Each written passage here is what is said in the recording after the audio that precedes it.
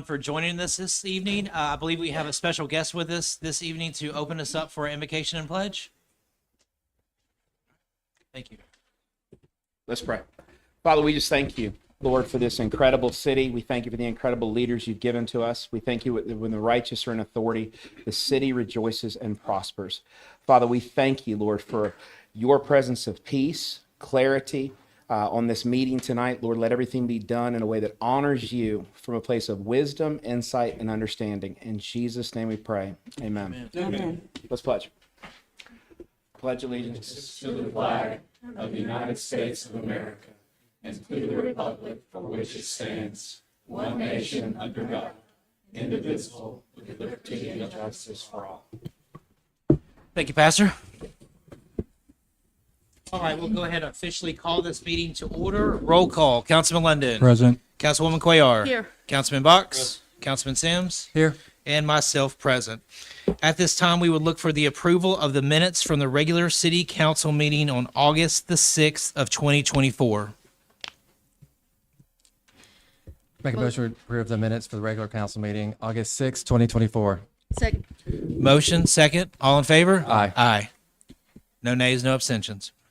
All right, next, I'd look for a motion for the approval of the minutes from the special city council meeting on August the 7th of 2024. Motion we approve the minutes for the special council meeting, August 7th, 2024. Second. Motion, second. All in favor? Aye. Abstain. One abstention. Was there any nays or any other abstentions? Okay, you're good. All right, perfect. Okay, we're good there. And then next order of business would be the approval of the current bills. If someone can move that item for us. Councilman Spivey, I do want to hand out a couple of handouts in regard to our expenditures, and I won't go through them, but every council member as well as our clerk will have copies. Thank you. And hopefully these matters can be addressed. Here we go. We have two? Yes.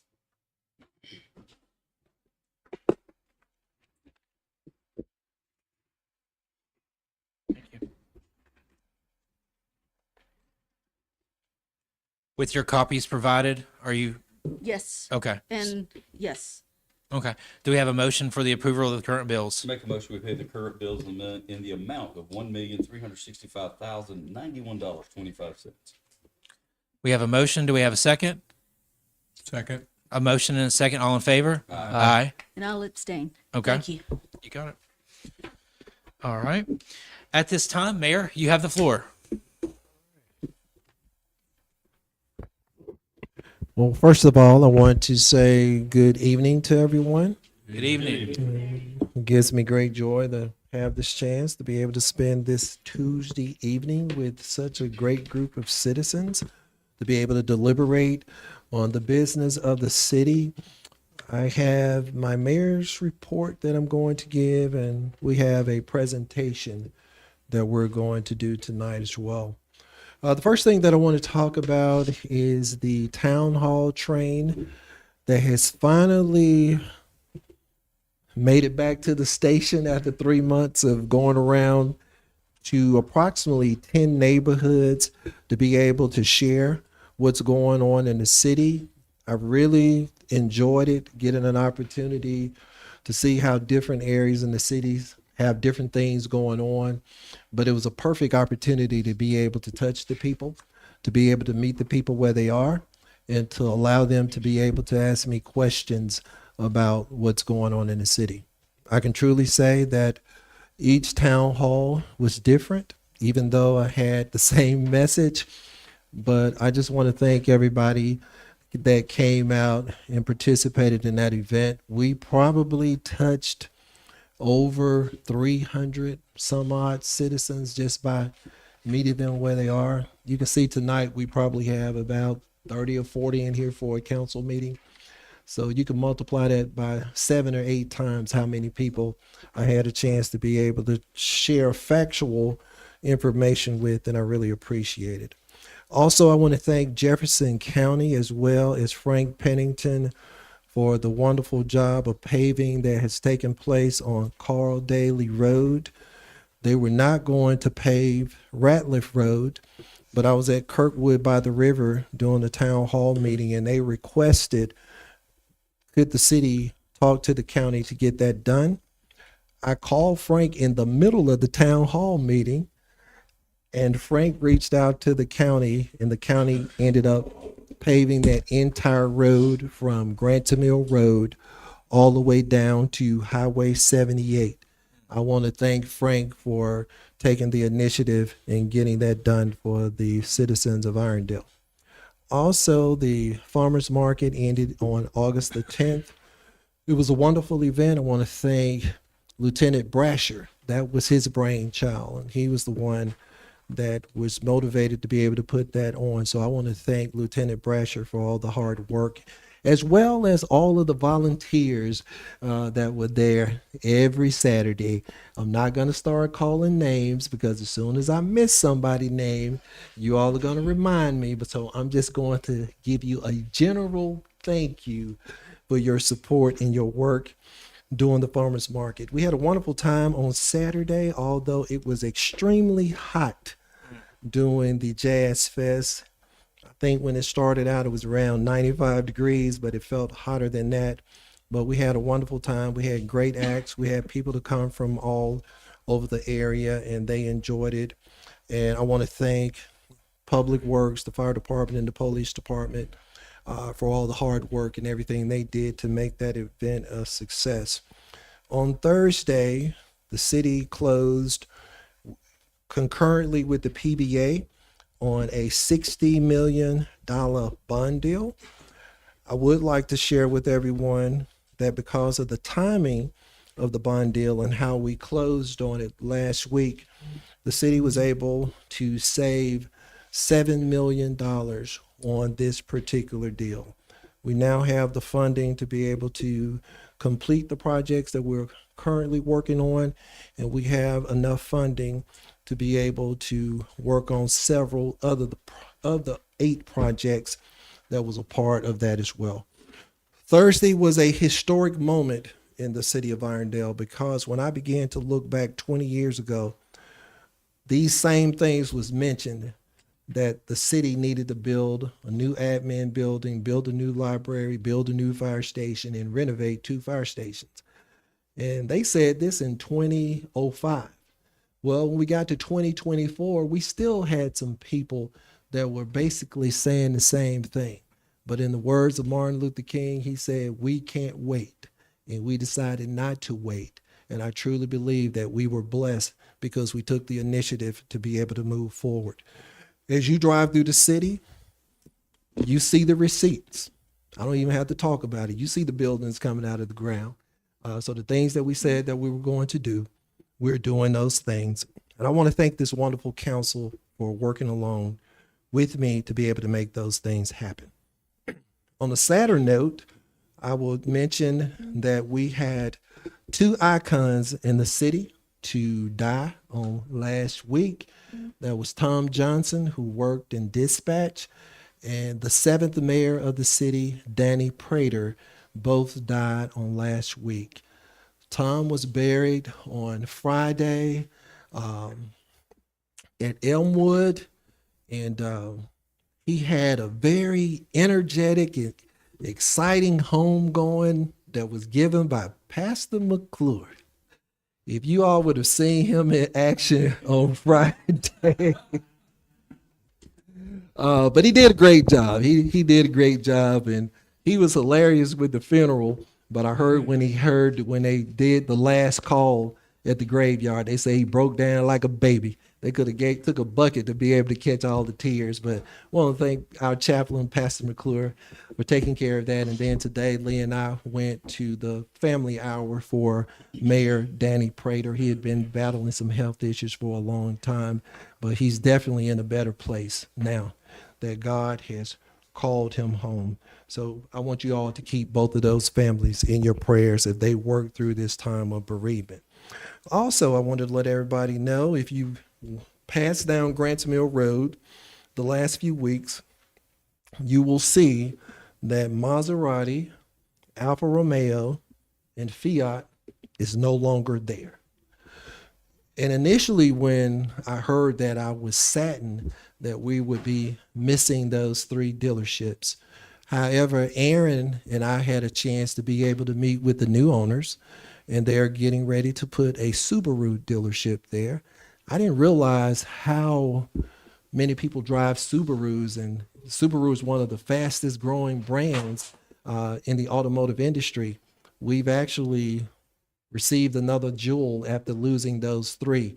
But they shared with Aaron and I that they're looking and opening up in about 8 months. They're getting ready to do about $15 to $20 million worth of renovations at the site. They're looking forward to selling over 200 Subarus a month and 200 used vehicles a month. That comes to about 400 units per month that they're looking to sell out of that location. And we even talked about the possibility of being able to add some more brands. I want to thank Councilman Sims for going with me and having a chance to sit down and to be able to talk to them about opportunities in Irondale. If you want to take somebody with you that know how to use their phone and pull up the zoning, take Aaron with you. He was Johnny on the spot. I ain't even have to figure out C1 and C2, but I want to thank Aaron for being with me, and that they are really looking forward to coming to the city, but their goal is to open up in about 8 months. Also, I skipped down a little bit. We're going to have a budget town hall meeting on August the 22nd. We'll have it in this room. It'll be at 6 o'clock. It will be the proposed budget for FY25. The reason that I held off on providing it to the council because I wanted to make sure before I gave it to them, it was put in the proper context. Because you know when you give something and you don't have context to go around it, people are willing to say and do anything in their explanation of what I'm trying to say. And one thing that I've always said since I've been on the council, I don't need nobody to speak for me. I can speak for myself. God has given me the ability to have a voice and a mouth, so I can speak for myself. If you all want to know the direction of the city on Thursday, the 22nd at 6 o'clock, come and hear me speak to you. Not the folks that don't know what's going on to speak to you, to tell you what they think. They know what is going on. Also, today was a very exciting day. I had 160 children at my feet. Irondale Community School. We put in a book walk. I want to thank the Auburn Extension Center. There are now 22 stations around the walking track across the street from Irondale Community School. It was designed for parents and their kids to walk and also to be able to read at the same time. We had a ribbon cutting today. The train was there to be able to drive the kids around. And also they gave out some yogurt popsicles, and I didn't get one of those. So if anybody want to bring me one tomorrow, I appreciate it. But it was really a wonderful event to be able to do that. It came through the Auburn Extension Center. It was Kim's sorority sister. Her name was Desiree. And they were very happy to be able to work with the city of Irondale to be able to put that on. I encourage everybody that if you are going down 16th Street, pull your car over and take a walk around the track. If you do 2.5 times around the track, you've actually put in a mile, but you've also had an opportunity to be able to read about 22 different stations. And guess what the first book they decided to put there for the children to read? Anybody want to take a guess? No, not the Bible. As some people would say, separation of church and state. But that's another topic. That's another topic that I would love to write on. But anyway, it's trains. You know, the city of Irondale, known for trains. That's our history. That's who we are. So there's a book that is there that talks about trains. September is going to switch it out every month. So on the 23rd, they're going to switch it out with a new book that's going to be in English, and it's also going to be in Spanish. I believe this is my last thing, but I wanted to clear this up from the last council meeting. Well, I got 2 things to clear up from the last council meeting. First thing is, I never said anything about the rezoning. If anybody can tell me you got me on tape saying something about the rezoning that took place last week, I didn't say anything about the rezoning.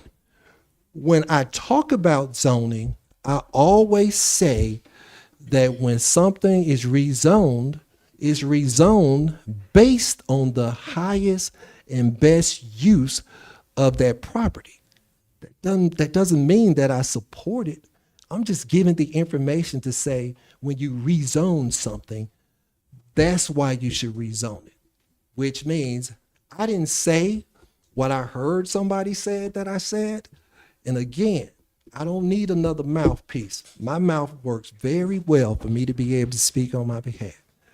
The second thing that I want to talk about is the construction contracts, because we talked about that at the last council meeting.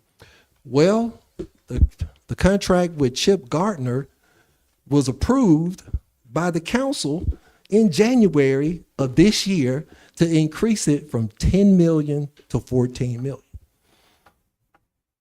You all approved it, not me. I don't have a vote.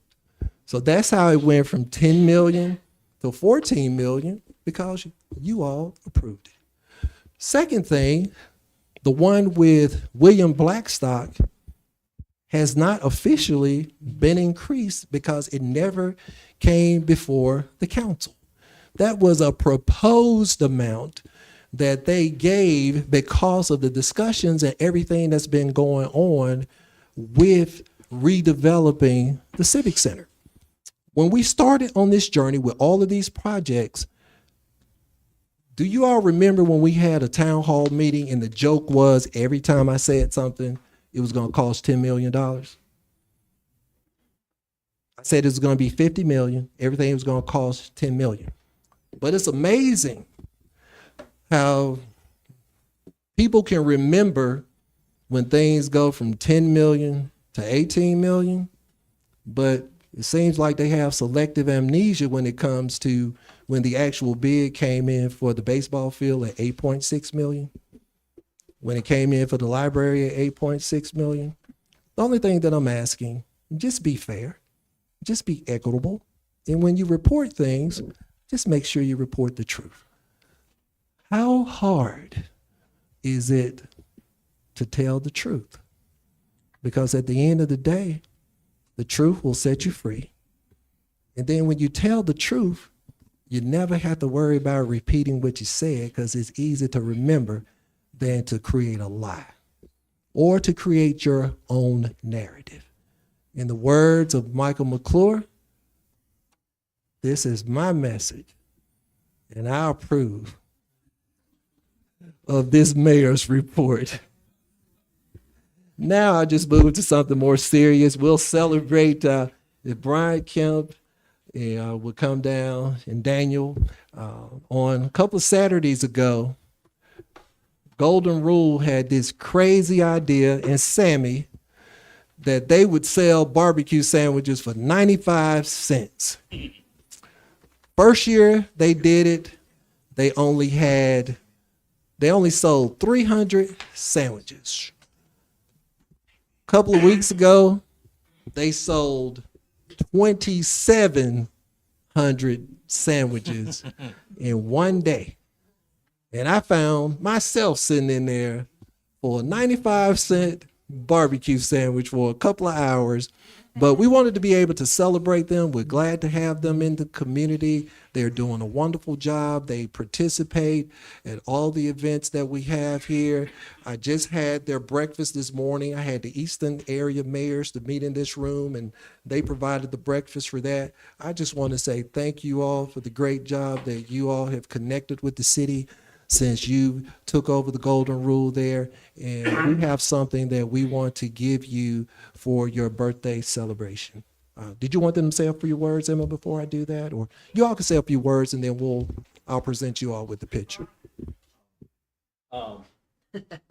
So a lot of you know who I am and now on Golden Rule, and for any of you that haven't been down to Golden Rule or anything in the last 50 years, Mr. Sammy's been there for 50 years. This is Sammy Dursis, and he's been running that for us and everything, and he does a phenomenal job. And so for him running that, we wanted him to come today to accept that award and everything. And so we do appreciate it. We love being a part of the community and love people's feedback. And so y'all feel free to always give us feedback, and appreciate you, Mr. Mayor, and the city council also.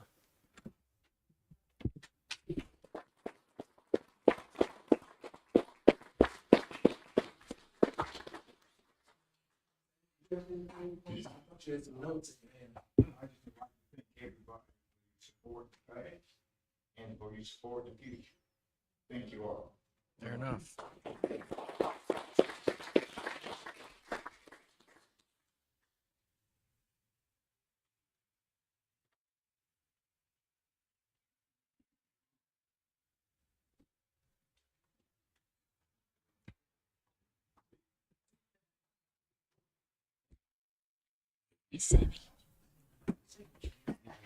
Good to see you, sir. Council President, that concludes my report for tonight. All right, thank you very much, sir. We'll go ahead and get into council member reports. We'll go ahead and start with Councilman London. Sir, your report?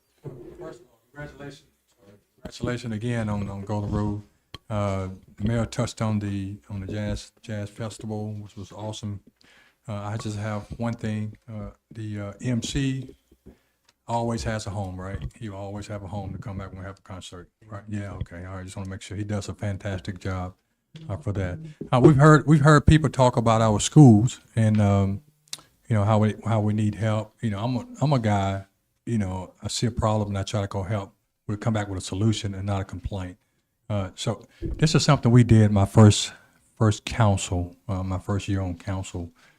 Each council took a school and communicated with the principals, communicated with the teachers, and brought that back to the mayor or to the council and just kind of see the needs of each one of those school needs. So I've written it down, and you can change this if you want, but I would like for each council to adopt a school, to build a relationship with the principals, build a relationship with the teachers, build a relationship with the students that's on campus, and then report back to us to find out exactly what they need. And I would say, I was thinking, Councilwoman Quaylar, if you could take Grantswood, Councilman Box and myself would take Irondale Community, Irondale Middle, Aaron Sims, Councilman Sims, since you have kids, well, you got them all over. But we're gonna take some off of you. I think your oldest is at Shades Valley, right? 2. Yeah, 2 at Shades Valley. That's what I thought. You know, if you could take Shades Valley, and I think Councilman Spivey had 2 at Irondale Community, right? I think the Be my honor. PTA board and all that stuff. If you could take there, Irondale Community, you know, just kind of build a relationship with the schools and the principals, and reach out. You know, have a person. Mayor's a busy guy. He got a lot of things going, but to give them a contact with one of the councils where they can pick up the phone and call and say, hey, this is what we got. And then we can bring it back to one another and have a discussion. And I say that to say this, if there's anyone out there to have an interest in the schools, now you know what's council is at those schools. Come on and talk to us. Let's go and let's help our kids. Let's not be a complainer. You know, we all can complain about it, but let's be fixers. Let's go out and let's support our kids. Even if you don't have kids, I don't have any children anymore, but I do have a granddaughter at Irondale Middle School. And so Shades Valley system has been a very important part of my life for over 40 plus years. Why? The woman that I married went to the old Shades Valley High School. So I've been coming through Shades Valley a long, long time. We've been married 37 years, and I've been coming through Shades Valley for over 40 years. So Shades Valley has been great. It's been a very important part of my life all of these years. And so I want the best for our schools, and I want the best for our students. I want the best for our teachers. I want the best for our bus drivers, all of that. And I think, City Council, if you agree with that, we would love to move forward with that and And let's try to do what we can do while we still can for our schools and our kids. And if anyone wants to be part of that, we'll love to do that. As some conversations already started. Start at the music festival, so we'll be getting back with you with that in the near future. But let's not be complainers, man. Let's go out. If you see when I walk down Paramount Drive, I live on Paramount Drive. When I walk down Paramount Drive, if there's trash on the street, guess what happens? I pick it up. It's not in my yard, but it's on my street, and I pick it up. I do. I'm not on payroll. But I do. I pick it up. If it's trash in my neighbor's yard across the street and he's not at home, I go pick it up. So let's not be complainers. It's not, every time we got something, we whine and whine and whine. Let's be doers, man. Let's be doers. And that's the only way this city is going to get better together is we be doers. That's what the words say. And the words say be doers of the words. All you preachers out there, I think what it says. We can quote it. We can memorize it, we can talk about it, but if we don't live it, then it's all for naught. So let's live what we say we're going to do. If we love our city, let's show that our city that we love it. Thank you. That's my report. Yes, sir. Councilwoman Cuellar? Yes. Good evening, everyone, and thank you so much for being here. I would like to piggyback on what Councilor London said because I did make a suggestion, believe it was 2 council meetings ago, where I had said, why don't we get the principals from all the schools to come together in a different setting to meet with the council, and let's brainstorm about what are some ways, what are some weaknesses that you see going on in your school, and what are some ways that we as a council as well as a community can support you in these efforts.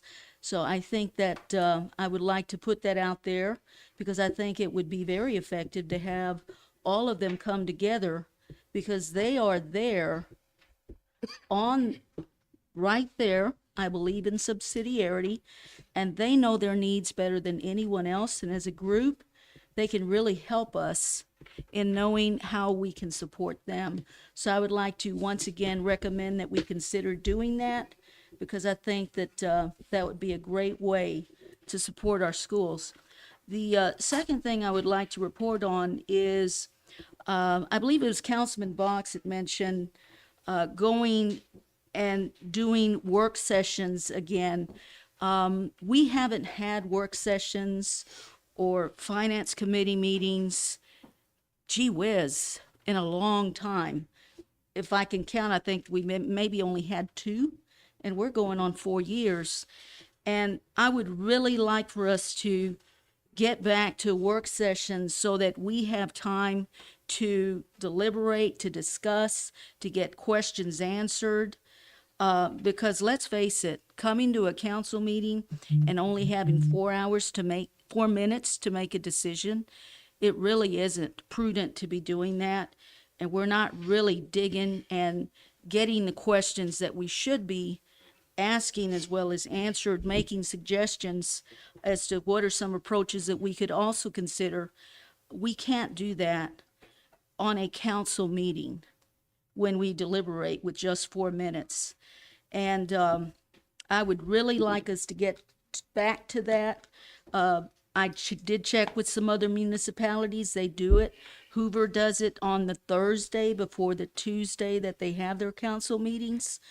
And so that would give us time to come together as a council and really take a look at items on our agenda that really deserve to have more discussion and more questions and suggestions. So I wanted to put that out there, and I would love us to discuss doing this if we could get this done in September. We're starting out our last year as a body, and that would be a great way to begin coming together and discussing these items instead of rushing through them without really having any time to deliberate. So, gentlemen, you let me know if I need to send you an email to ask when in September we can do this.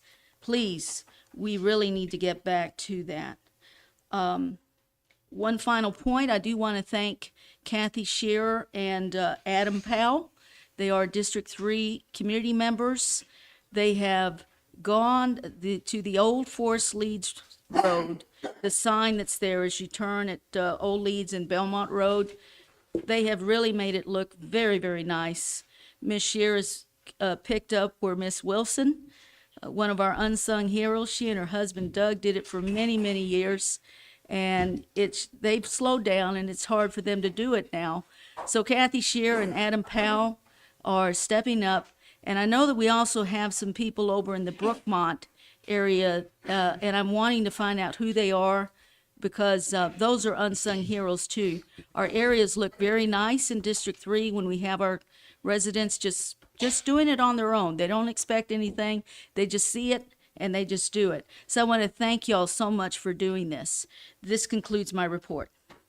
Yes, ma'am. Councilman Box, your report, sir. Yeah, thank you, Council President. Thanks everybody for coming. That's kind of redundant to say because everybody's already said it. Councilman Lundy got the preach on for me, so I guess I won't try to follow that up. It'd be like, trying to follow Jerry Lee Lewis.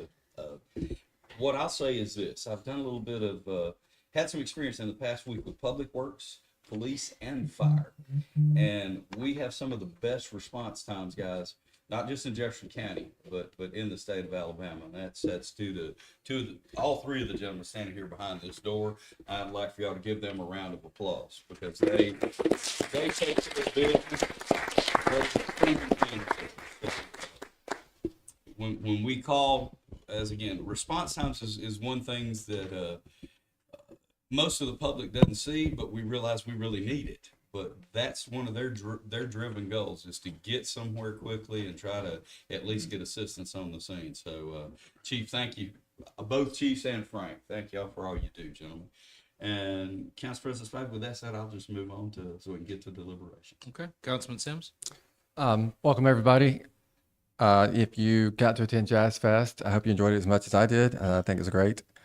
If you didn't, we've got a couple more music things coming up later this fall. Councilor London, great idea. And I know we discussed it a little bit at Jazz Fest, and I think it's a great idea. Councilor Cuellar, I also think getting together with the principals is a great idea. I don't know how we facilitate that, but let's work on that. I was also going to shout out to Public Works. I got notified at 11:13 Sunday night that a stop sign had gotten hit in my neighborhood. I don't know when it happened, but that's when I found out. And I ran into the police chief and Public Works director the next morning before 8 o'clock, and they were already on top of it. So how that happened, I don't know, but I'll take it. Fair enough. That's all I have. Okay. Thank you all for attending tonight. Councilwoman Cuellar, one thing in the body as a whole, as we make these decisions about a work session, I'm always more than happy to grant one if asked. Now, it sounds like you want to put something standing in place. So as we're talking about this amongst a group, I would say, okay, is this going to be standing? Is this going to be, and I understand the logic behind the Thursday before the Tuesday, because that's when the agenda drops. I get that. But just let us know your thoughts as far as how you would see the structure being beneficial, if this needs to be a regularly recurring thing or what. So I would just ask all y'all to consider that when you're talking about, because I'm fine with that. I'm good.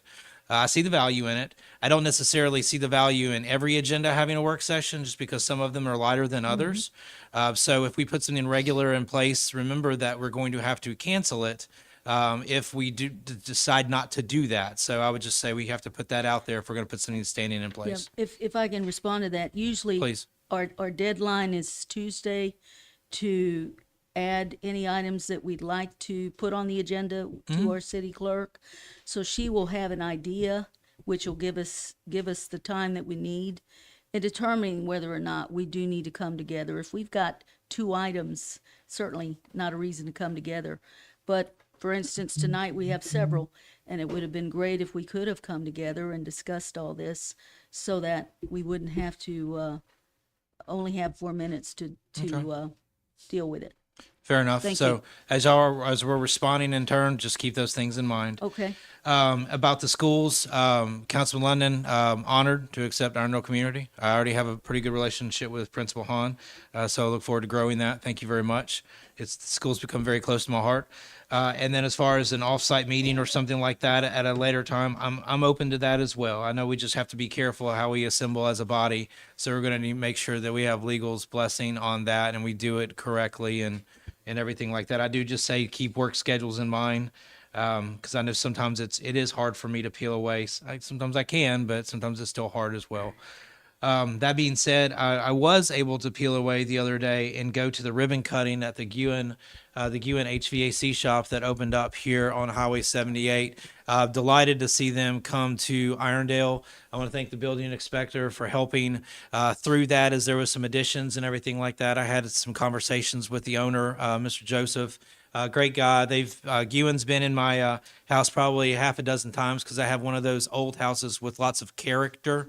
So Guin has been in there lots of times. I know we have a lot of great HVAC companies in our city. Thankfully, those are just the only guys I've ever used. But there were a lot of people that were at that ribbon cutting that were not necessarily Irondale citizens, and let's just say we're getting a lot of positive attention. A lot of compliments and things like that. Mayor, saw you there. Emma, saw you there. Thank y'all for attending and everything like that. And just wonderful to have another great. And Joseph, the owner of Guin, very involved in the Mountain Brook Chamber of Commerce. I know that there's probably going to be a lot of community involvement with Irondale. So I look forward to his leadership as he grabs a hold and begins to partner with this community. So great company, and stop by and say hey to him or something like that.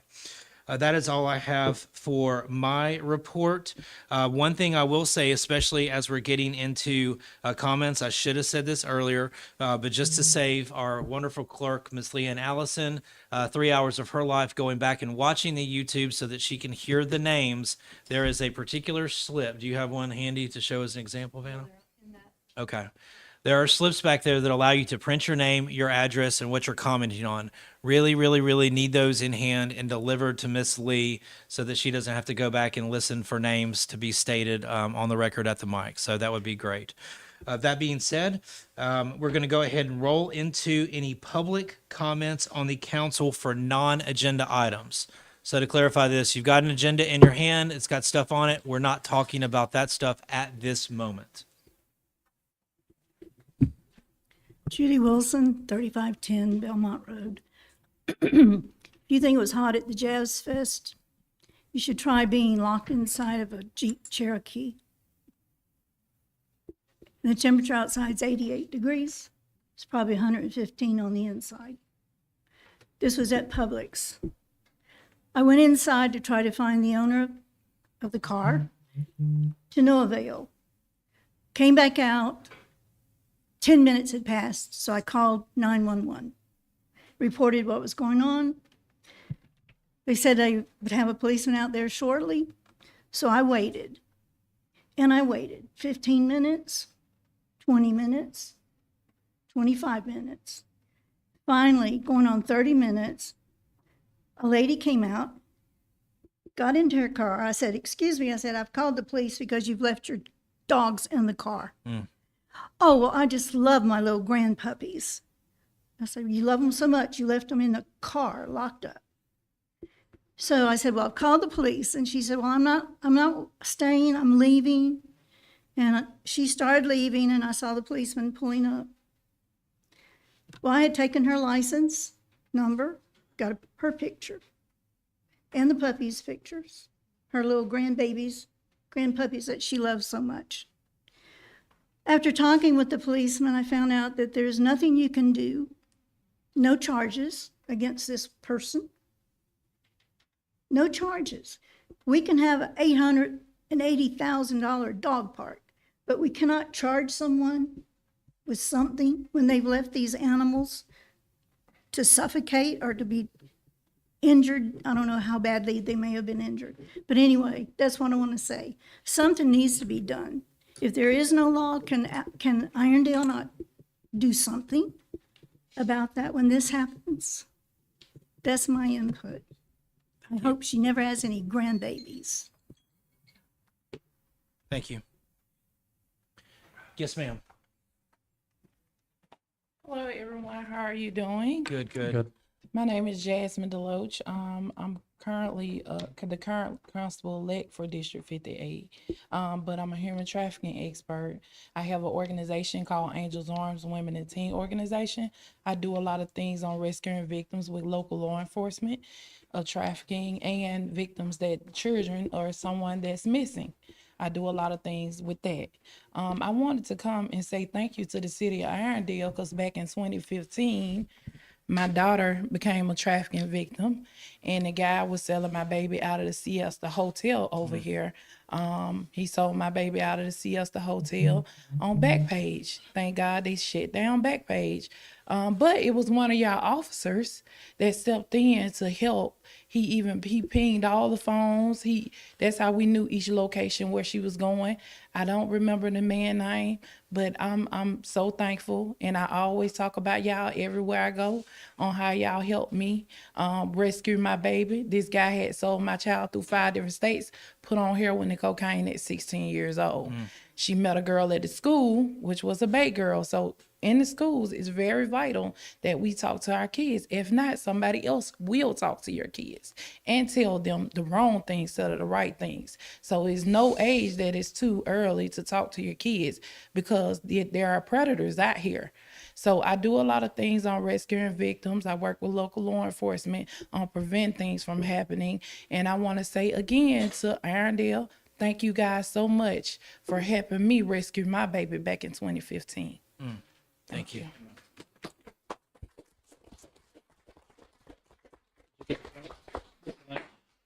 You have your form with your name and your address. Thank you so much. Thank you. Any other comments on? Yes, ma'am. I'm Mary Scherer at 5276 Amber Hills Road. Just a quick question on resolution from 2023. It's R82. It has to do with repaying the city from the bond deals. We've done a lot of construction. We've got bills that have gone up. We've paid for things, I'm sure, architects and dirt things. And will we have this money put back in our funds, or is that just an automatic thing that we're kind of refurbishing what was spent in advance of the bonds being issued?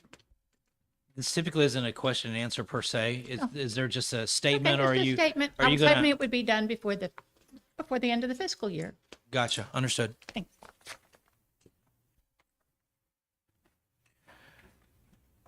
Any other comments on Can I ask a question? Is that something that we can get an answer to?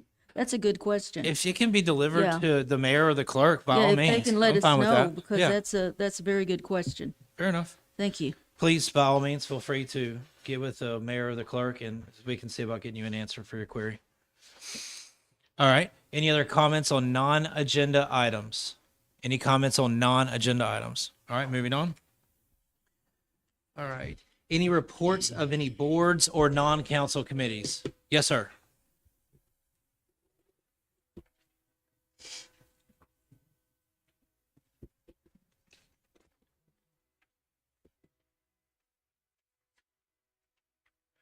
I'm John Schoen with the Exchange Club of Irondale.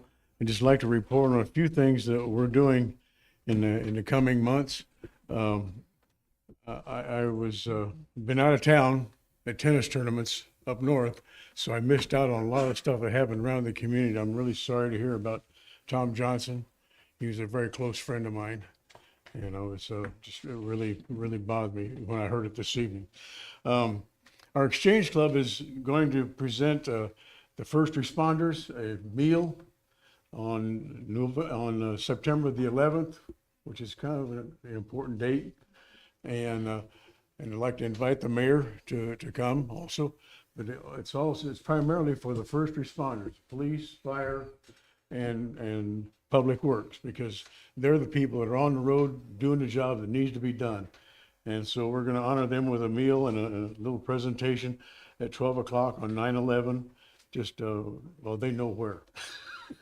On the 11th of November, we'll have a Veterans Day breakfast at the St. Martin's in the Pines that we've done annually for the past 15 years. So any veteran in the community needs to contact the Exchange Club, and we can accommodate a great breakfast. They serve a great breakfast over there.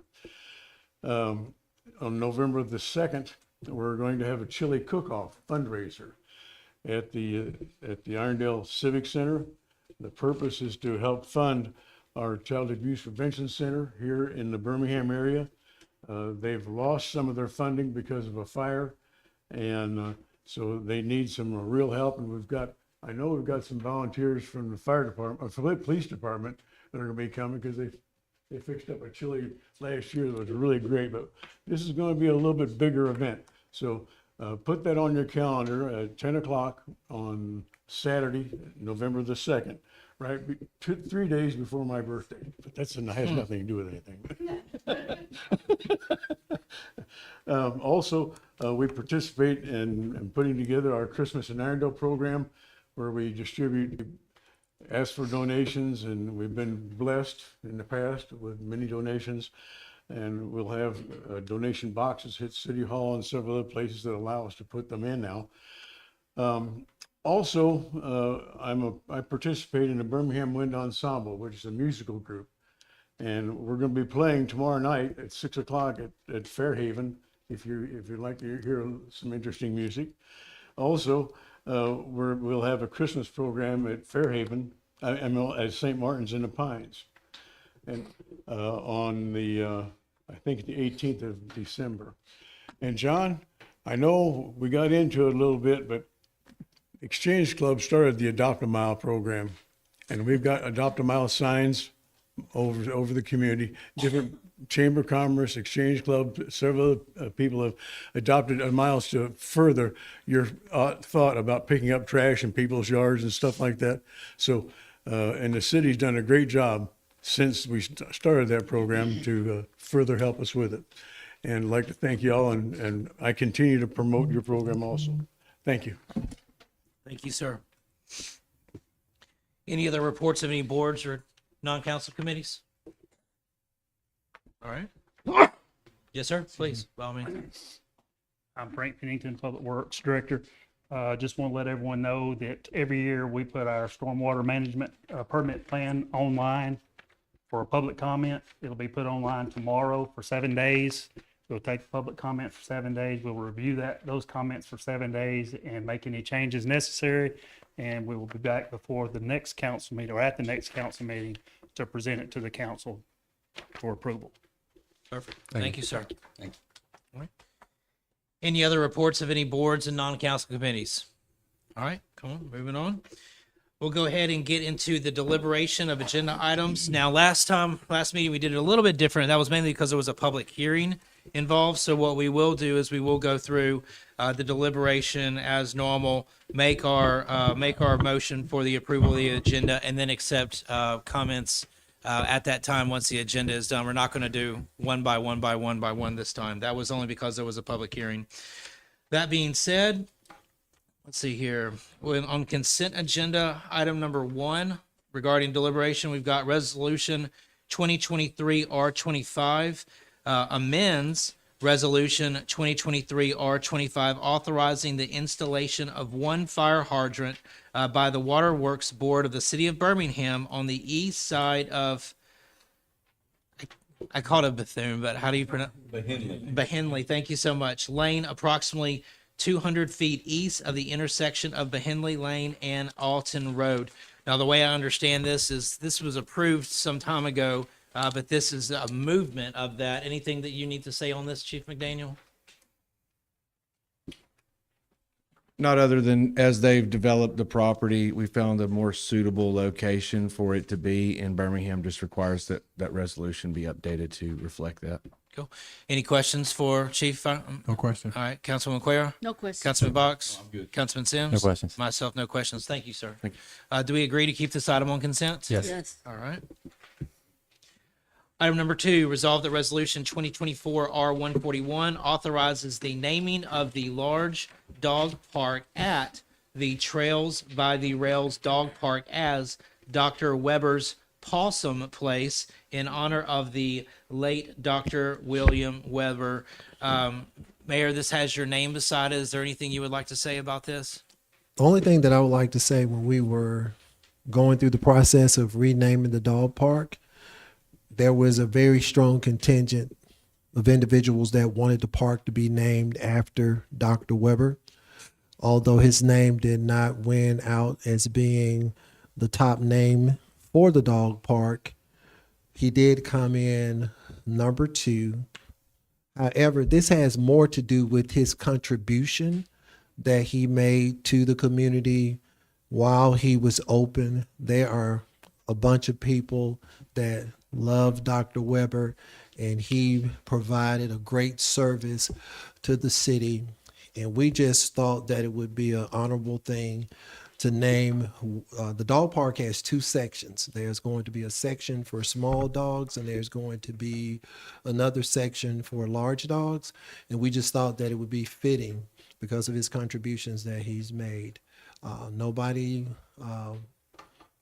that goes through this life ever goes through without sin or making a mistake or live in a glass house. And we just wanted to be able to honor him by naming the large dog park, just putting a plate on that part of the dog park to acknowledge the contributions that he made to the city of Irondale. Fair enough. Any questions or comments, Councilman No London? question. Councilwoman Cuellar? No questions. Councilman Box? No, I'm good with it. Councilman Sims? I just think it's a great tribute to someone who loved animals, all animals, and but just I don't know how many years he had his clinic, but I think it's good. I echo Councilman Sims, and I'm good with it as well. Do we all agree to keep this on consent? Yes. Yes. Yes. All right. Perfect. A hearing.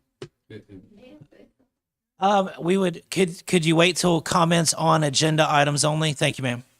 If I don't see you come up, I'll try to make sure I make eye contact to make sure you know your time. Thank you.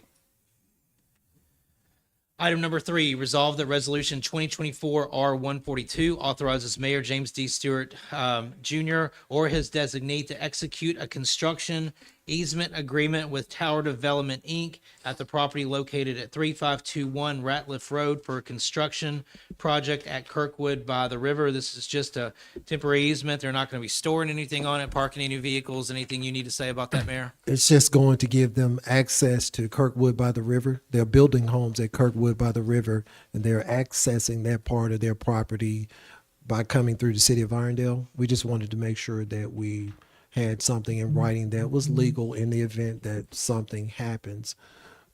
It would be in writing, and we wouldn't have to worry about he said, she said. So that's what this really is all about. Councilman London, any questions? No question. Councilwoman Cuellar? No questions. Councilman Box? All clear. Councilman Sims? I just it looks like it's an existing roadway surface there, correct? And they're just going to be pretty much using it.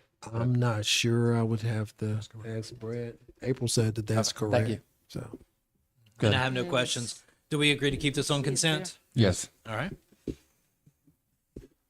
Item number 4, resolution that 2024 R143 authorizes the acceptance and execution of a change order from Rotolo Consultants, Inc. for the Ellard Dog Park project in the amount of $904.80 for a new total contract sum of $882,279.80. Mayor, I understand this is still below what we originally approved. I know it kind of came down a little bit. It's popped back up just a little bit, but still under that initial ceiling. Anything that you would like to say about this? the only thing that I would like to say, this change order is to improve the signage at the dog park. Okay. Councilman London, any questions? No question. Councilwoman Cuellar? No questions. Councilman Box? Good with it. Councilman Sims? No questions. And I'm good as well. Do we all agree to keep this on consent? Yes. Yes. Outstanding. All right, moving into the regular agenda. Resolve that resolution 2024 R144 repeals resolution 2009 R-8 approved by the Irondale City Council on March 17th of 2009. Councilman Sims, you have this by your name there. Would you care to introduce it? This was emailed out to us at some point a couple weeks ago. I had some questions about it, so I was asking the city attorney about it, and one of the questions it mentions donating, and then it doesn't apply to what we do currently. So basically, I believe the city attorney said that it was illegal. At that point, I said, well, if it's illegal, what are the options for, what can we do? She said, well, we could repeal it. So just basically cleaning up the books, in my opinion. It's something that we can't do, so we'll have it out there. Okay. Councilman Lennon, any questions for Councilor Sims? No question. Councilwoman Cuellar? Yes, I do have some comments, and one of the approaches that we might have considered was to ask the question was, well, what part of the resolution is illegal, and what language can we put in there to amend it so that it could stay in place? Because when I looked at the additional conditions in this resolution, it actually was very well done. And these are actually the same requirements that other entities require of the city when we apply for grant funding.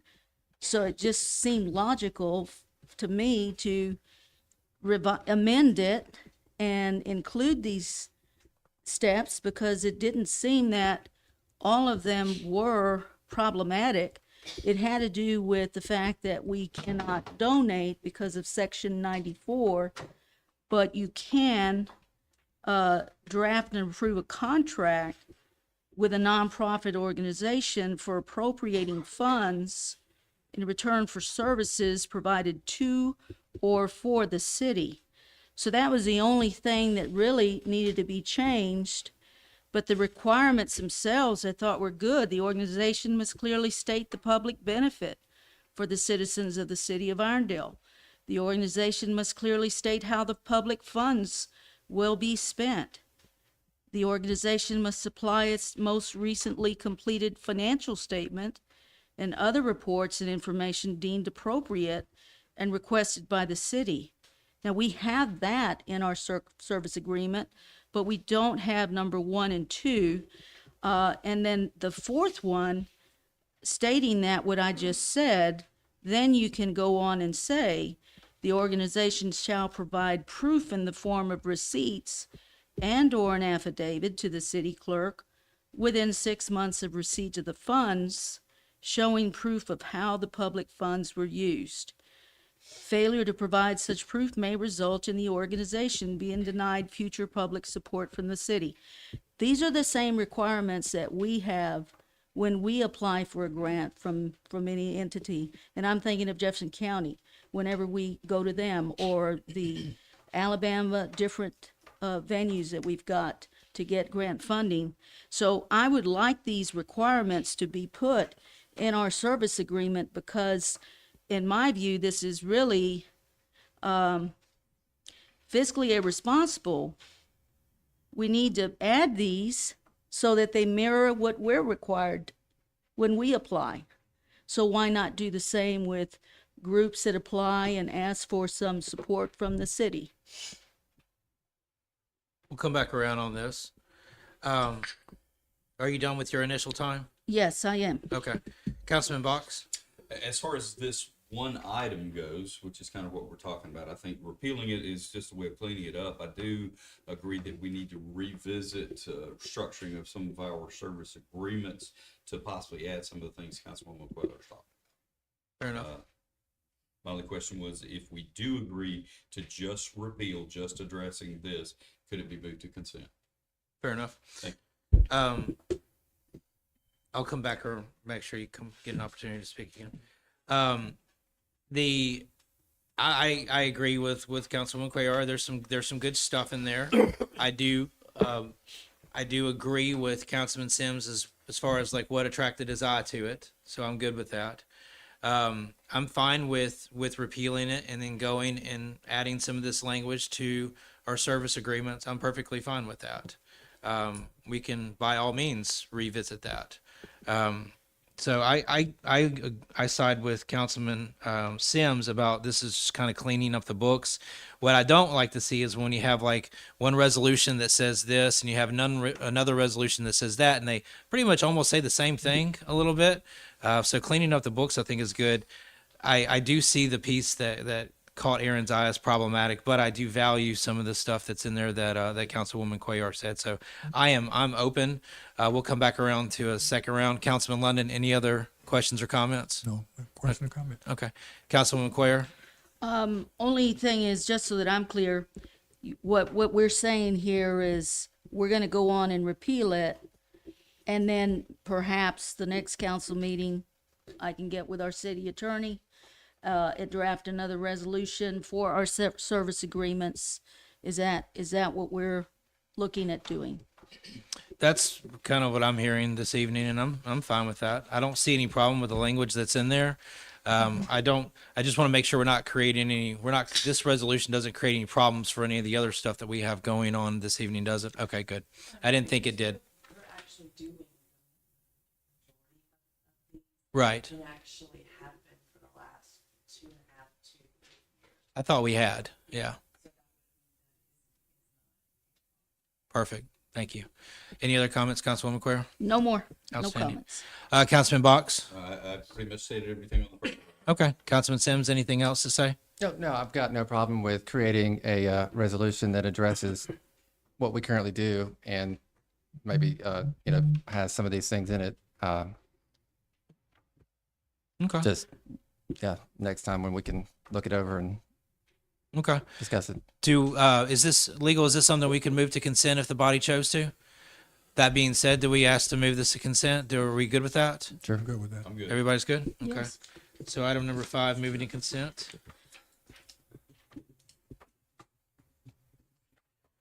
All right. I'm just going to make some additional notes. Perfect. Thank you.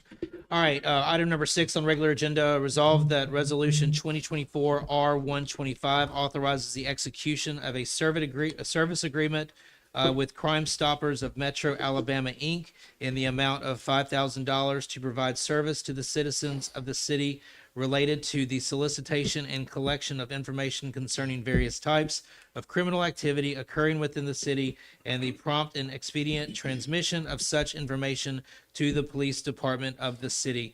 Before I turn it over, I know last meeting we had Crime Stoppers come by. They were originally possibly going to be on the agenda for last week, so they kind of traveled a ways to come join us last time. They were given some time to speak to talk about their program.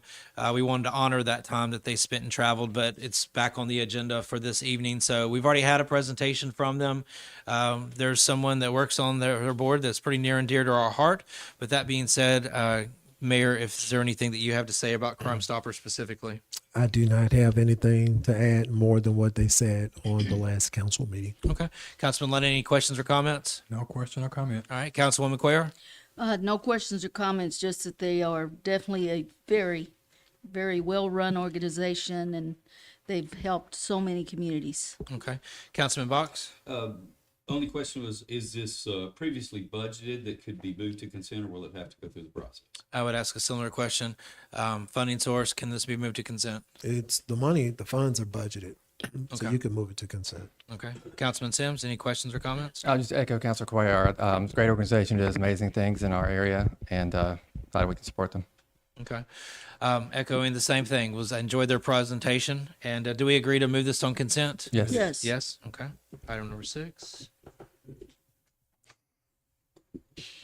All right. Item number 7, resolve that resolution 2024 R126 authorizes the execution of a service agreement with Shoes That Fit in the amount of $2,500 to provide services for those in the community in need or with clothing insecurities, and to promote the health, safety, and welfare of the citizens. I know that we've done this before. Mayor, is there anything that you would like to say specifically about Shoes That Fit?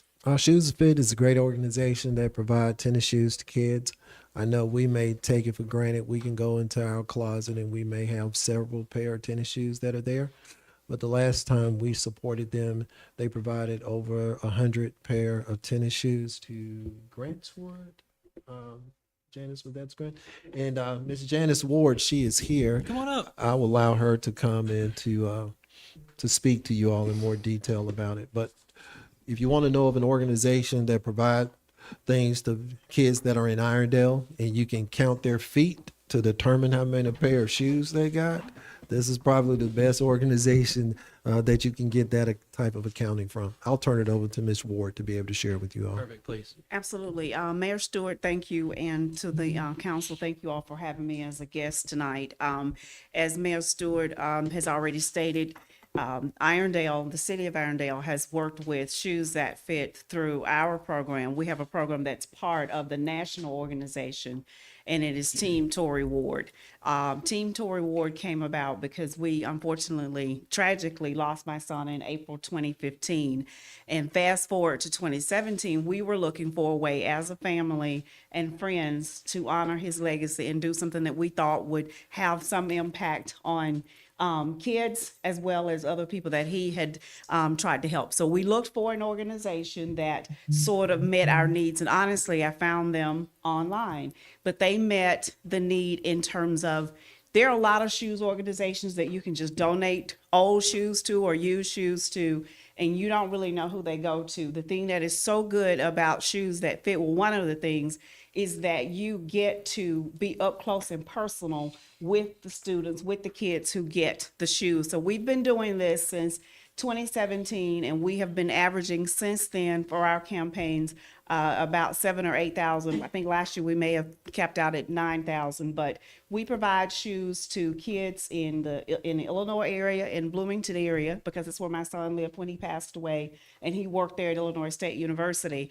And then obviously his home was here in Birmingham, so we try to work with a Birmingham metro area school. And so Irondale, Grantswood, the very first time we worked them, I don't know if you knew this, Mayor Stewart, or not, the city wasn't even involved. It was, we were talking with the organization, they're based out of California, and was asking for a list of schools who needed assistance. And Grantswood was on the list. You know, just ironically, they happened to be on the list. So we reached out. Dr. Cricket Miller has been an awesome partner for us there, and that's how it got started. So that's really kind of it in a nutshell. It's a great organization. Platform's already there, and we're able to help lots of kids every year with shoes, brand new shoes, their own shoes. And I will tell you that Dr. Miller has shared stories. And I think you got to go one year to help with the distribution I for the did. shoes. And it's just really heartwarming. And we do take for granted, like me coming here tonight, I looked at 3 different pairs of shoes. Well, some kids will tell us they have never, ever had a brand new pair of shoes of their own because they're getting hand-me-downs or thrift shops or whatever. So it's a great way to give back, and it really does make an impact. And it helps the kids to feel better about themselves. Therefore, they're going to perform better in school. So thank you for your support. Thank you for considering supporting us this year. Thank you. If you'll just please hang out just in case there's any questions or Sure, comments. Cool. absolutely. Councilman London, anything for the young lady? I'm kind of getting emotional because I did not know Tori was your son. Oh, do you know of Tori? Yeah, I did not know Tori was your yes, son. yes. I've been knowing Tori since she was a little baby because of basketball. I'm a basketball guy. Okay, so you know Bill Armstrong and that whole group? I know all of them. Yeah. Yeah, Oh, man. yeah. So that's one of the reasons too that we wanted to be a part, because he had impacted and a lot of people knew him, you know, through UAB basketball. and UAB things guy. like that. Played Phillips Academy, Phillips High School. UAB. Yeah, Played for my good friend Kelvin Ramsey. yes, yes. It's in a straight AAU. middle school. Travel basketball. Yeah. He has a son that's a senior at Helena. Helena. We just played them this year. They was in our conference. Oh, okay. See, it's a small world. Yeah. Any Heck, questions for the heck young with lady? Can I give you a hug? Sure. Always take hugs.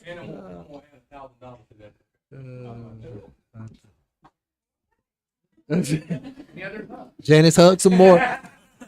Janice, hug some more of them before you get ready to leave. But I don't think Janice will mind.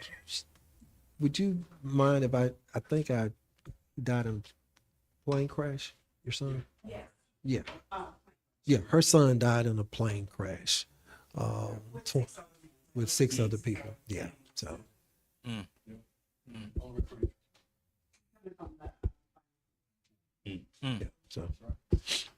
so that's why John is emotional, because No, understood.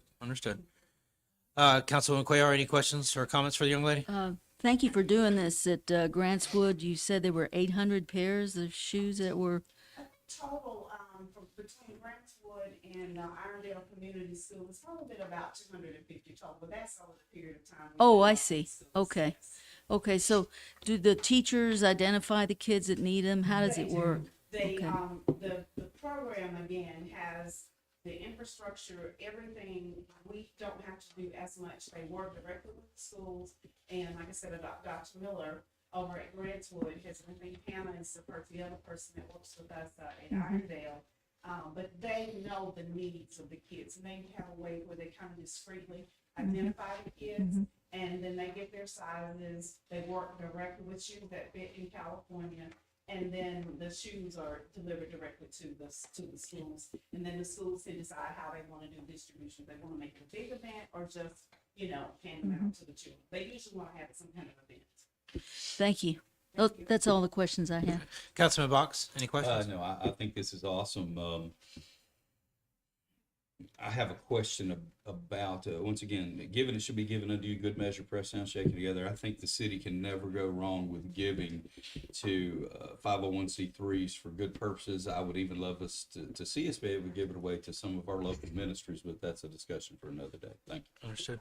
Councilman Sims? I remember this from last year. I think it's a great organization. Thank you for all you do. And hopefully we can continue to support it. And thank you for all you're doing. Thank you for spending some time with us this evening. Okay. Absolutely. Mayor, one thing I would ask is the 5,000 that's out there, is that already budgeted? I know Janice wish it was 5, but it's I'm 25. sorry, my bad. I was looking at the wrong one. I apologize. 2,500. Are you speaking something into existence? No. I just didn't make my blue check mark big enough on the agenda item. To Yes, move on to it's the a next budgeted one. item. Okay, copy that.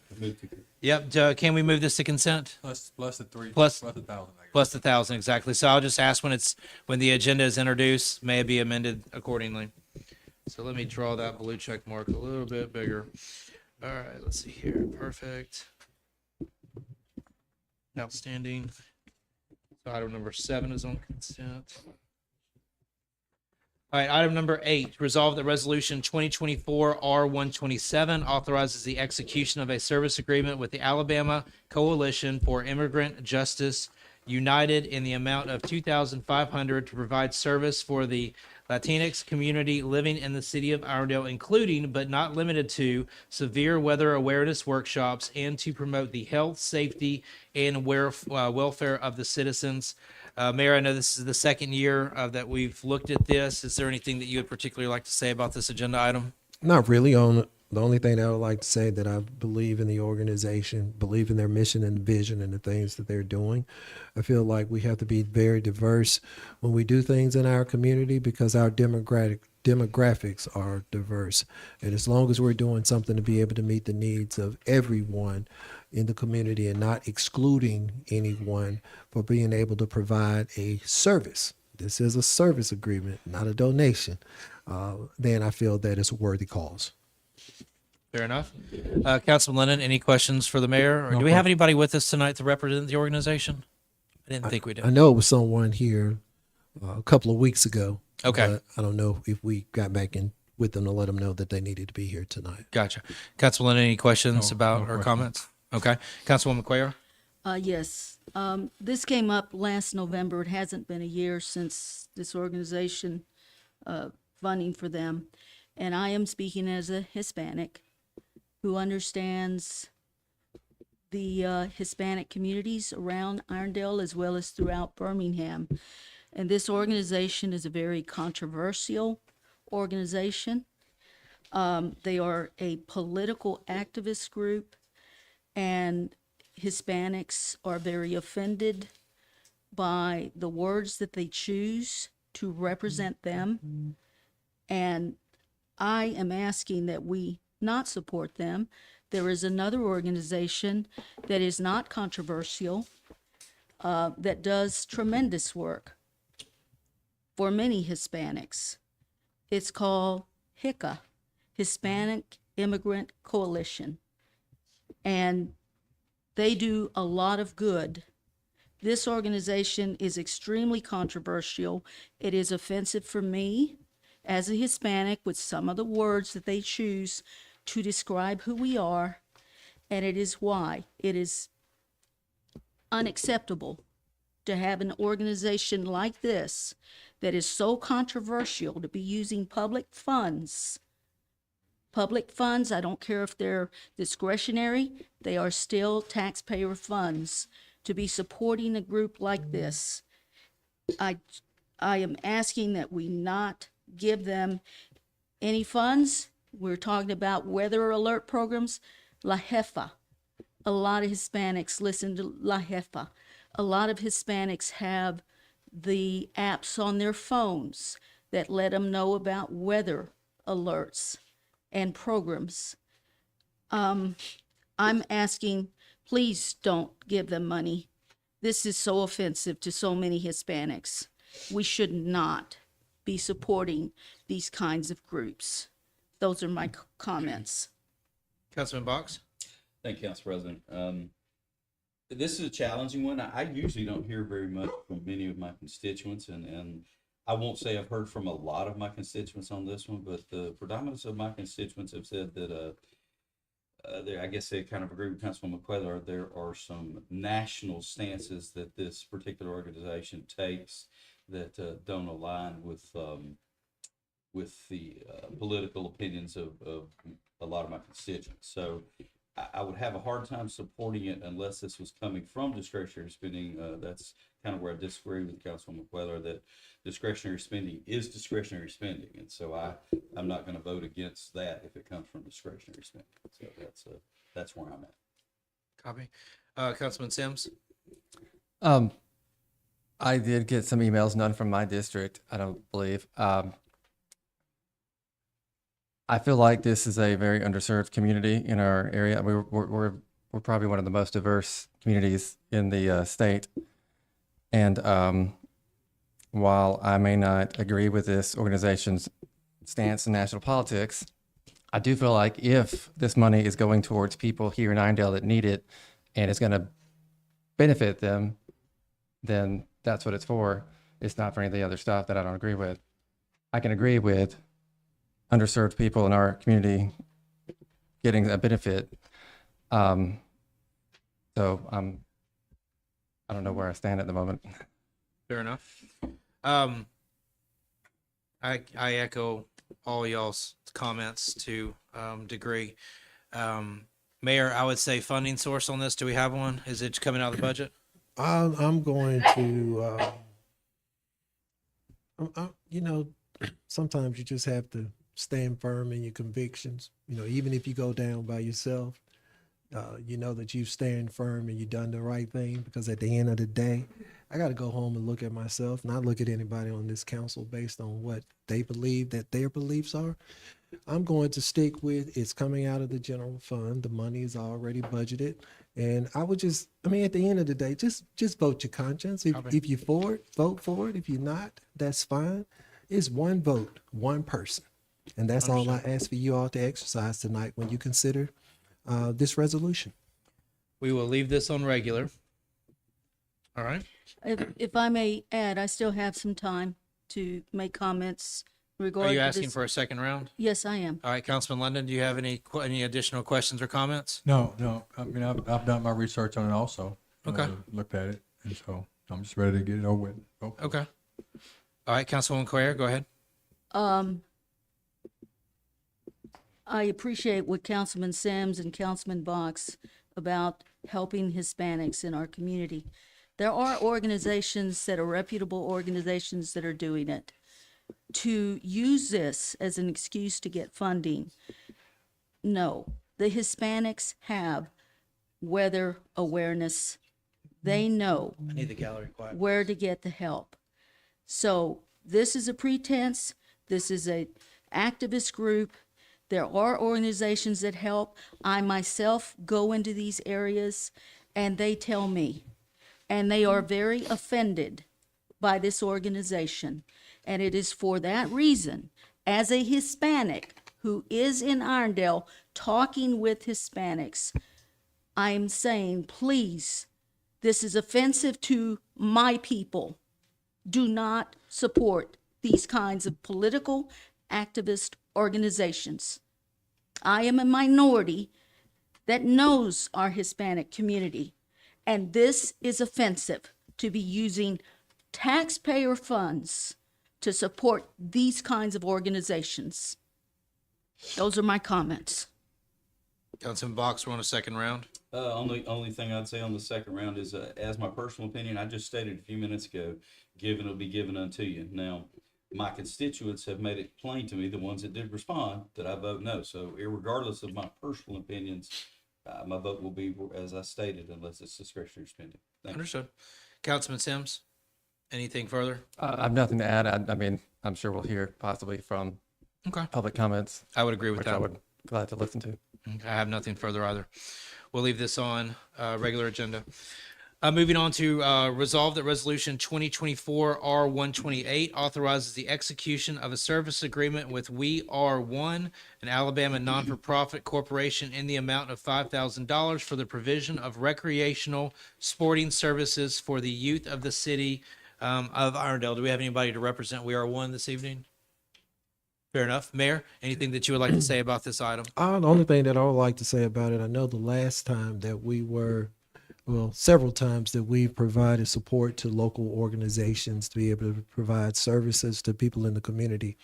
I remember one of the citizens vividly saying, why don't we support We Are One? They're in the city of Irondale. They do a lot for kids. Why are we giving money to other organizations? Deanna's been here. We know her. She does have her building that's right before the entrance, before you head into Ruffino Ball Fields. And she does do a lot for kids and provide services for kids that are in the city of Irondale. I just would like for you all to consider supporting this resolution to fund that organization. Councilman London, any questions or comments? No question. Councilwoman Cuellar? When I looked at the last time that we gave to them, I believe it was in 2022. And I know that they do a lot of work with youth, and they've been very involved in trying to help, and actually have gone to speak with one of the individuals there.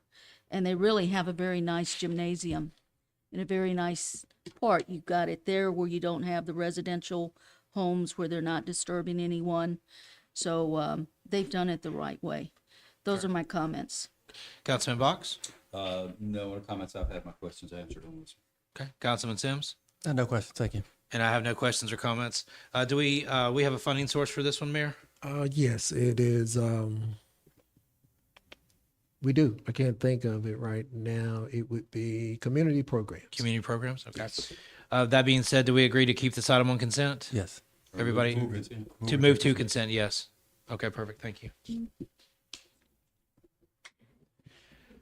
All right, item number 10 on the regular agenda. Let's see here. Resolved that resolution 2024 R131 approves a compensation increase of 4% for classified and unclassified employees to take effect on October the 2nd, 2024. There is also a very similar resolution R132 that refers to 4% for public safety employees, including within the public safety pay schedule, to take effect on October 2nd of 2024. Mayor, are there anything in particular you want to say about item 10 and 11? Yes, I mean, probably for the last few months, I've heard so much about being able to help the poor and to be able to help people because of the occupational license fee and how we're taking money out of the pockets of individuals that live in the city of Irondale. I come perplexed when it's time to be able to help our own, and we have a problem with being able to do that. Now, I assume that the reason that people are not going to want to do it is because we don't have a budget. So I'm good with that. That's a very good reason to vote against it. But also, let me give you the history about how I came to 4%. We have Our gross payroll is $10 million a year.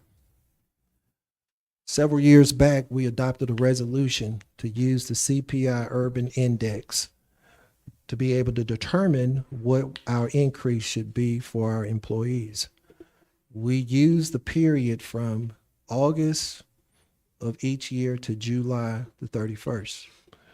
At the end of July the 31st, the index was 2.9. The calculation that I used to be able to come up with it, it was 2.4, 2.5. So I'm going to round that off to 3%. And if we've been following the economy, we know that inflation is around 3%. Now, we, of course, don't want our employees to starve and live paycheck to paycheck. We want to be able to make sure that we provide them with a livable wage. I'm quite sure the people on this council want to make sure that they have a livable wage, especially since they've been arguing for other people to be able to receive the same thing. Therefore, with the 3% inflation, giving them 3% is really just breaking even. So I add an additional 1% to that.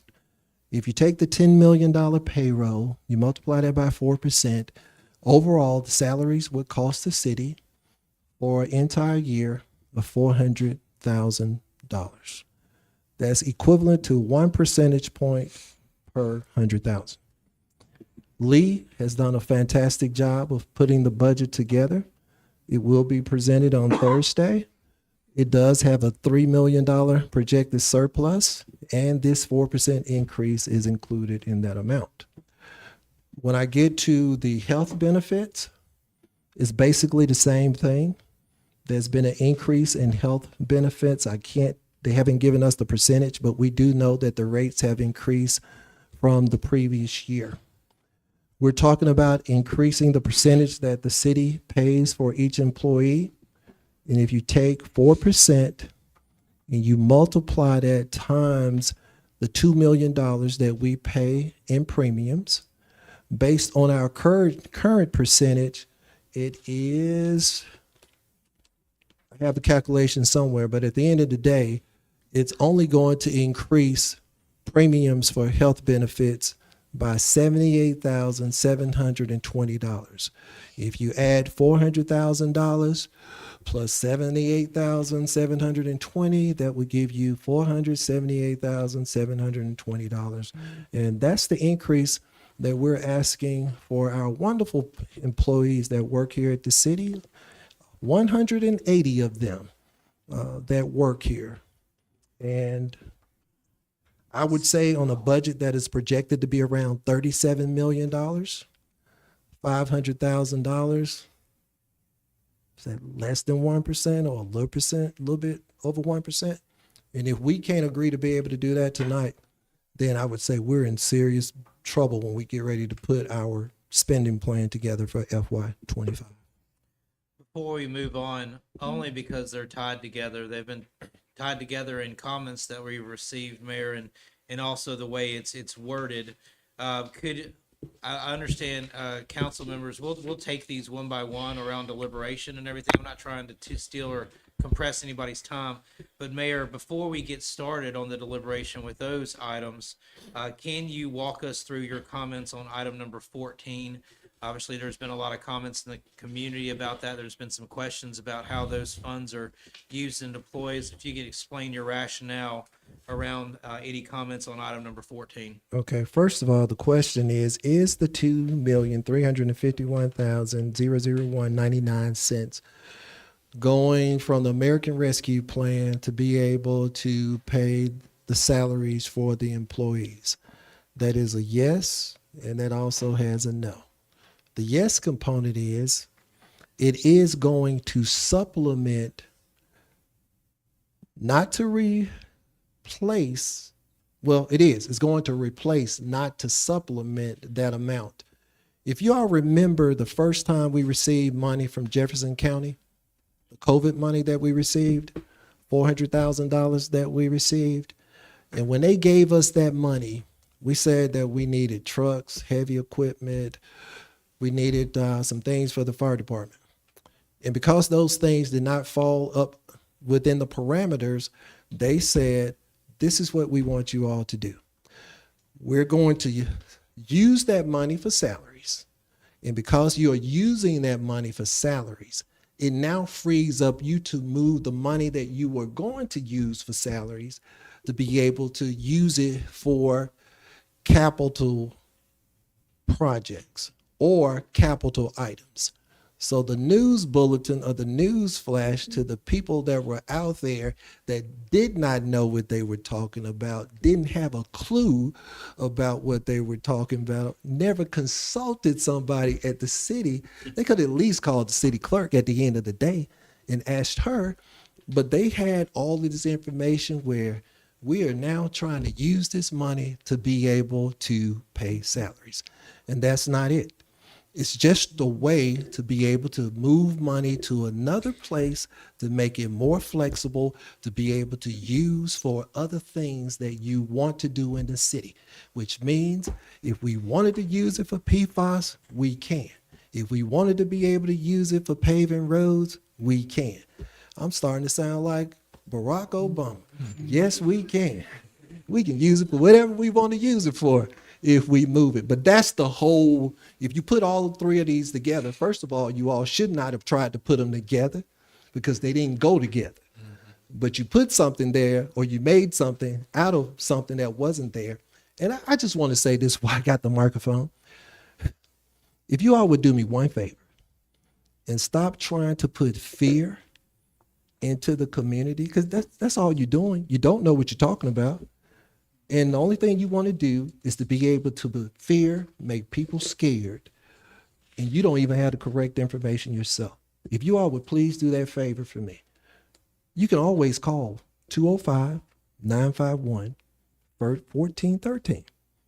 Matter of fact, I've offered myself up to some of you all, and you still hadn't called for a meeting, but then you want to go out here and voice incorrect information. I'm sorry for getting on my horse, Council President, but this is the sum of all of these parts. Thank you for explaining how everything is interconnected and how it all works and addressing those concerns. So we'll take them one by one as promised. Councilman London, any questions or comments on item number 10? No, no question. Councilwoman Cuellar? Yes, I have comments to make. Gentlemen, it is imperative that we receive a draft budget for our fiscal year 2025. To make decisions such as this without having any of our projected revenues, expenditures, I need to see that. As a council member, I have a responsibility to do this. And any company would not be making decisions on salary increases, health care, allocating of funds, until they can take a look at the whole picture. It's not saying that I don't trust Mayor Stewart, but I have a responsibility, and it is imperative that we have this, because then we can project, we can take a look at it. We are tasked with looking and asking questions and making revisions if we determine they need to be made. So this ensures responsible allocation of funds when we have a budget to look at. There is no need to rush and make precipitous decisions on this. There's no need to do that. We have time when we get the budget to call for a finance committee meeting and spend that time dissecting it, because we owe it to our residents to do that. So they're making these assumptions. They're doing everything because they can no longer ask questions. They're told, well, you got to meet privately. Well, why are they having to meet privately with people? They should be able to meet publicly so that everyone can hear the answers. Why are we making our residents come one by one to meet with us privately? That's absurd. They need answers. When they don't get answers, they make presuppositions. So let's not put the cart before the horse. let's be fiscally responsible. Let's wait to get our budget. Let's call a finance committee meeting and let's talk about this. Because to just go with just, well, this is what I've come up with. No, I have to trust and verify. That is my role as a council member. This has nothing to do with being against the employees and salary increases for the employees. We have supported our employees. We supported them during COVID. We provided funds for them during COVID. We did what we needed to do. And now we've got to look at the budget. We have to address issues that are imperative in our city. We've got some really serious issues. Our water department's a serious issue. We need to take a look at that. We need to discuss these things. There's some things we can't discuss publicly, but we can discuss without having to bring out the things that we can't discuss publicly.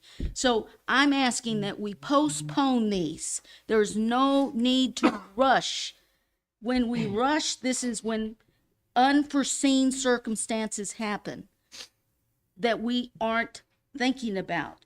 So if you don't agree with this request to postpone, then once again, you're moving forward with making precipitous decisions. And gentlemen, what I want to remind you about, our role as a council is to be accountable to everyone that has put us in office. And I don't strive to be looked at favorably as a politician today, nor should any of us strive to do that. What we should want to be remembered as is being the ones who made the Thank you, right ma'am. decisions and Thank you. not popular decisions. Thank you, ma'am. Those are my comments. Councilman Box. Thank you, Council President. I'm going to try to address this and speak the truth in love. I'm the one that's saying meet with your council person privately. The mayor says call and make an appointment. You can come down with coffee with the mayor, and there's no telling how many people will be there. But the word of God tells you, if you got something against your brother, go to him privately. If he doesn't hear you, bring 2 or 3 members of the church with him. If they don't hear you, then you treat them like a heathen and a tax collector, and you guys can derive from that what you want. But it's me. So if y'all aren't happy with me saying meet privately, you know why I meet privately? Because you can have a cup of coffee, you can talk. There are some things, as Councilwoman Cuellar just said, that I've been saying for 4 months now. There's either proposed litigation or pending litigation that can't be spoken about and can't be addressed on Facebook. But yet everybody wants to get on Facebook, and yet I see only one person from this Facebook site that has cared to show up here, maybe 2. And yet they are the predominant ones that are negative against everything. As far as this one agenda item, Council President, I met with the mayor on Monday. I want to know, is there any other business owners in the room? Because I own a business. I do believe in budgets, like Councilwoman Cuellar said. I believe in audits. I hate them, but I believe in them. But there are times when I have to look at one particular budget item because I need to move. We did postpone this the previous meeting because we really should have it in place September the 1st to make sure that the employees don't miss their window, because Jefferson County has to approve it in September so it can go into effect. I met with the mayor. I looked at this one line item on the budget, and the mayor showed me where there's really no problem. So meet privately? Yes, that's me. Call me. 205-369-1575. I will meet with you, and I'll try to speak the truth and a lot more in love here. But I echo the mayor's things. If you truly care about this city, quit casting aspersions. Quit being negative. Ask your questions. Those are wonderful. But ask them in a spirit of unity, not a spirit of division, because when you use derision and division, you're not using the spirit of the Most High God. Thank you, Council President. Councilman Sims. I guess I'll just address this one agenda item instead of a bunch of other stuff. I think we have the best employees in the entire area. I think they deserve a raise. I would like to keep them working in Irondale and attract more awesome employees into Irondale as we have openings. And I think this helps do that. And so I'm for it. Fair enough.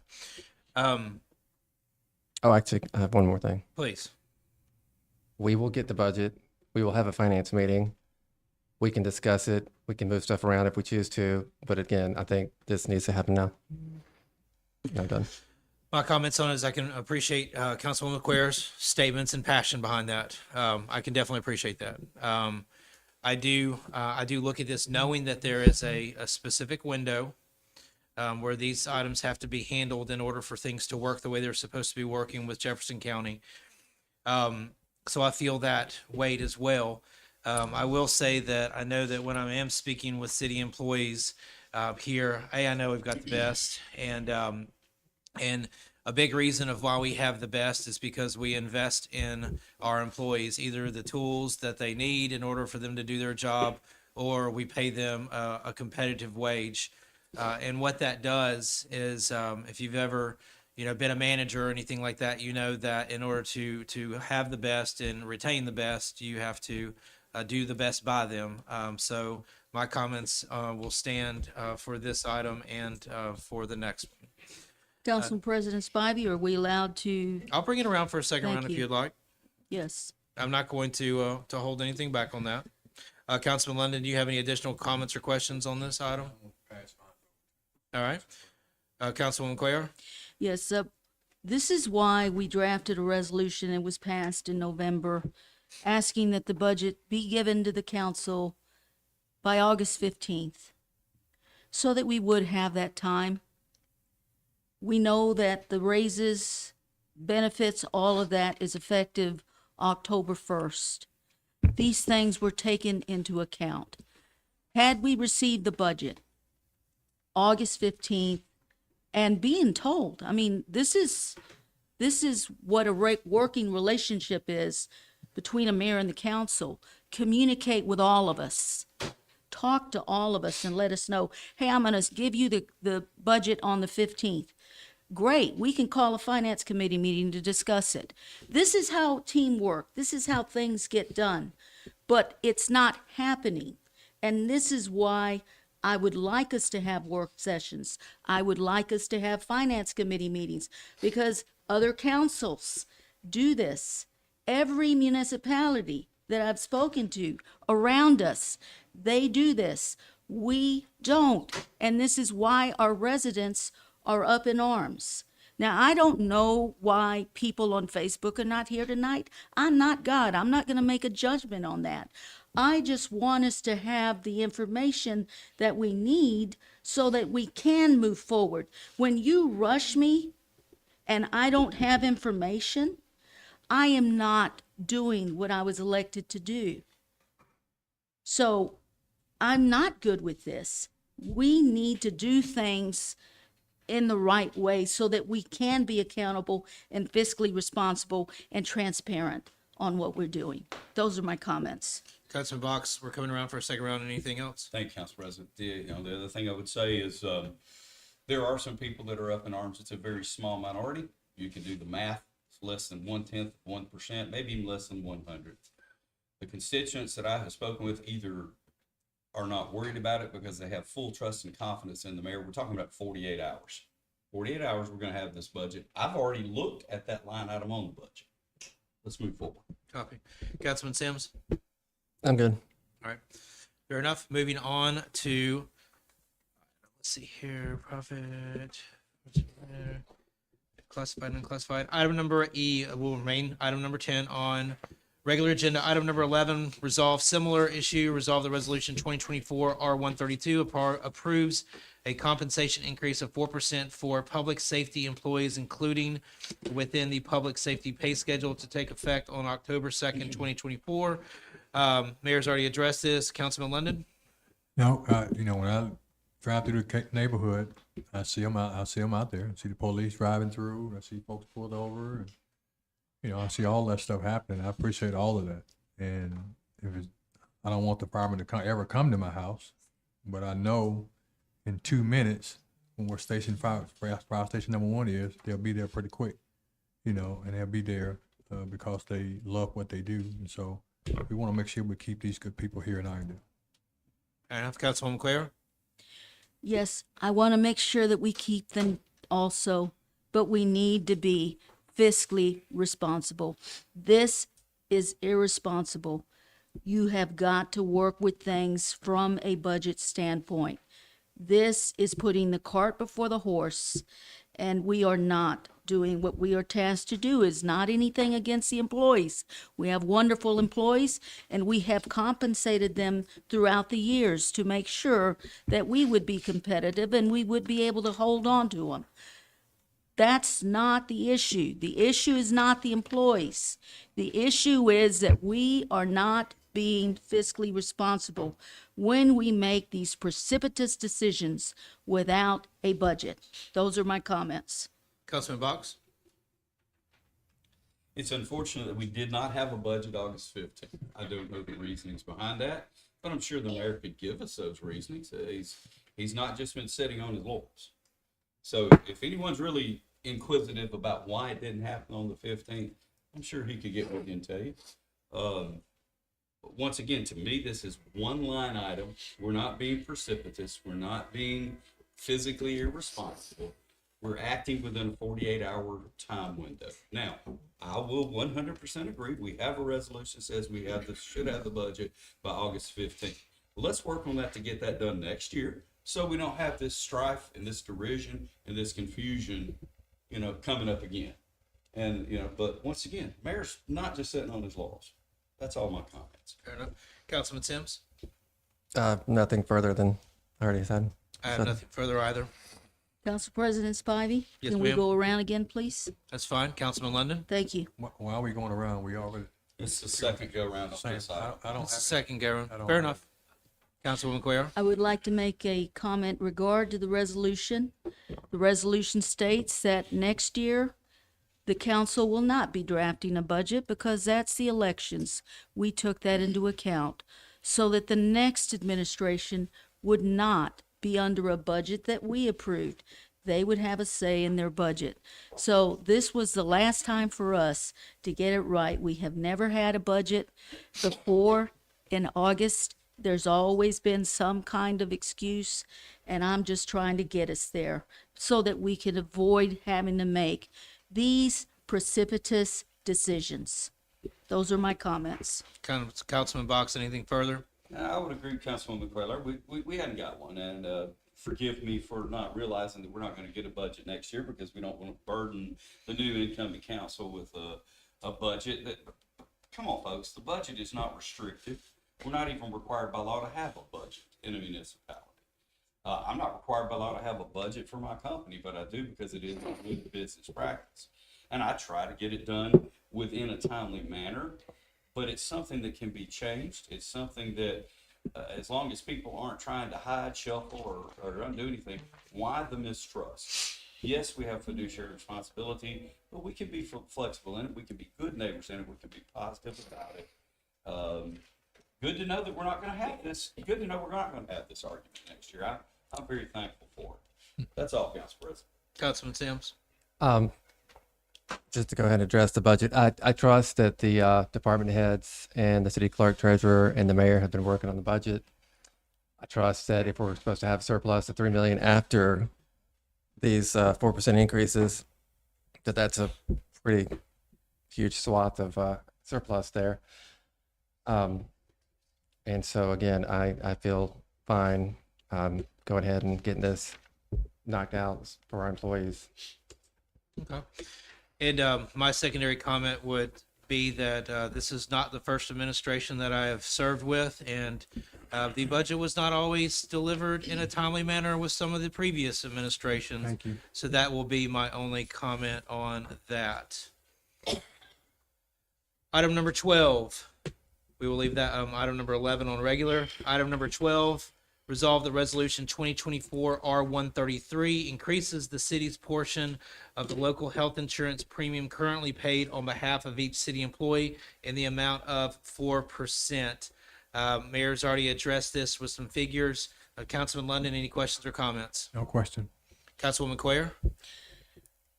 I made my comments on needing a budget because that is what we are responsible for doing. Yes, it is not a law, but when you're dealing with millions of dollars, it only makes sense for a council to request a budget, and the council has every right to do it. And that is what we need in order to be efficient and being tasked with our responsibility in overseeing the city's finances. I believe these health insurance premiums that we're talking about is 94%. Is that what we're going to be covering now, Lee? Are we now covering 94% of the healthcare premiums? That's what I thought it was. Again, I would like to see a budget because this is what my responsibility is as council is to make sure that we've looked at everything, and I'm not comfortable without that. Those are my comments. Councilman Box? I believe Jeff's just gonna say this has all been asked, answered, and spoken over enough, in my opinion. Fair enough. Councilman Sims? I'm good. And I'm good as well. All right. Moving on to item number 13. Resolve that resolution 2024 R145 authorizes Mayor James D. Stewart Jr. or his designee to execute an agreement with Truist Bank for their commercial card program. I believe we have a guest, Mr. Steve Vickery. If you could join us at the podium, sir. Good evening. My name's Steve Vickery. I'm with Truist Bank. Just wanted to add a little additional commentary to the information you already have on this program. As you know quite well, the city of Irondale is a large, complex financial institution. The city currently has a card program in place. It's dated, it's relatively small, and there are some current options that are more efficient, more effective, and more beneficial for the city, and we've been in discussion with those. What we would be looking at is moving from the current card program, which has about 20 to 25 cards outstanding in it and an aggregate limit of about 110,000, to the EFT Enterprise Spend Program platform. And I'll tell you a little bit about that. But this would be a larger platform that has up to $1 million in availability should the city choose to access that, but they don't have to. But that program does several things. One, there's some significant technology advances in that, included automated coding and receipt of imaging. So it's much more efficient in interacting with your bookkeeping systems and your financial management systems. There's a virtual card out there for paying suppliers that take cards. As you guys all know, the world is moving away from a paper check into other forms of payment. And the virtual card, meaning there's not actually a piece of plastic there, but there's a designated number on that, is a much more secure way to do that. All of these transactions automatically reconcile to your general ledger, which is a considerable time saver as you manage your expenses.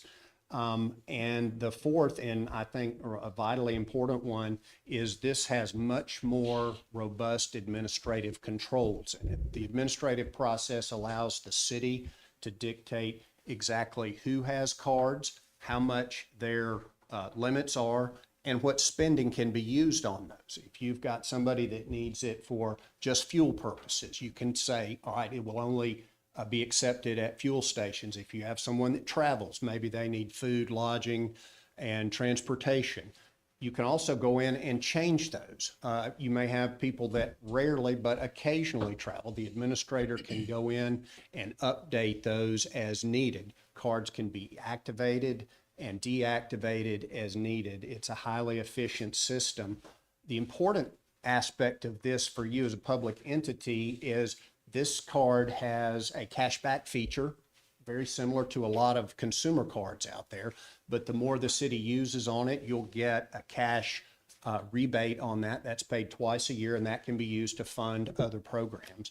It's a widely used program across the country. A lot of public entities, school systems, churches use them, as well as private businesses. And I work directly with a number of companies in Birmingham metro area in all of those areas that are using these systems.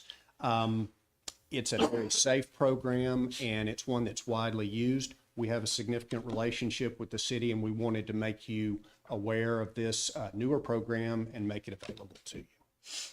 Thank you, sir. Councilman London, any questions for the gentleman? No question. Councilwoman Cuellar? Yes, how many municipalities in our surrounding area do do you have a program like this established in? Do we have any I would municipalities? answer that in two ways. One, I know of a number of municipalities that have them that are not But I mean that Truist are, clients. right, that are our size, comparable to Irondale size. I can name 3 or 4 off the top of my head. We've also got school systems. Can you give me those names, please? We can't share those publicly because that's Thank client you. information. Thank you. Okay. I did a lot of research on this, and I found that right now it's still, many are not embracing it yet. So we basically got about a half of companies that are using it. It's the large companies that are using it. And it's not something that's yet standardized because each financial institution has slightly different instructions for a vendor to complete enrollment. So it's not anything that's standard. It may not be something that a vendor is going to be able to complete for enrollment. So that concerned me.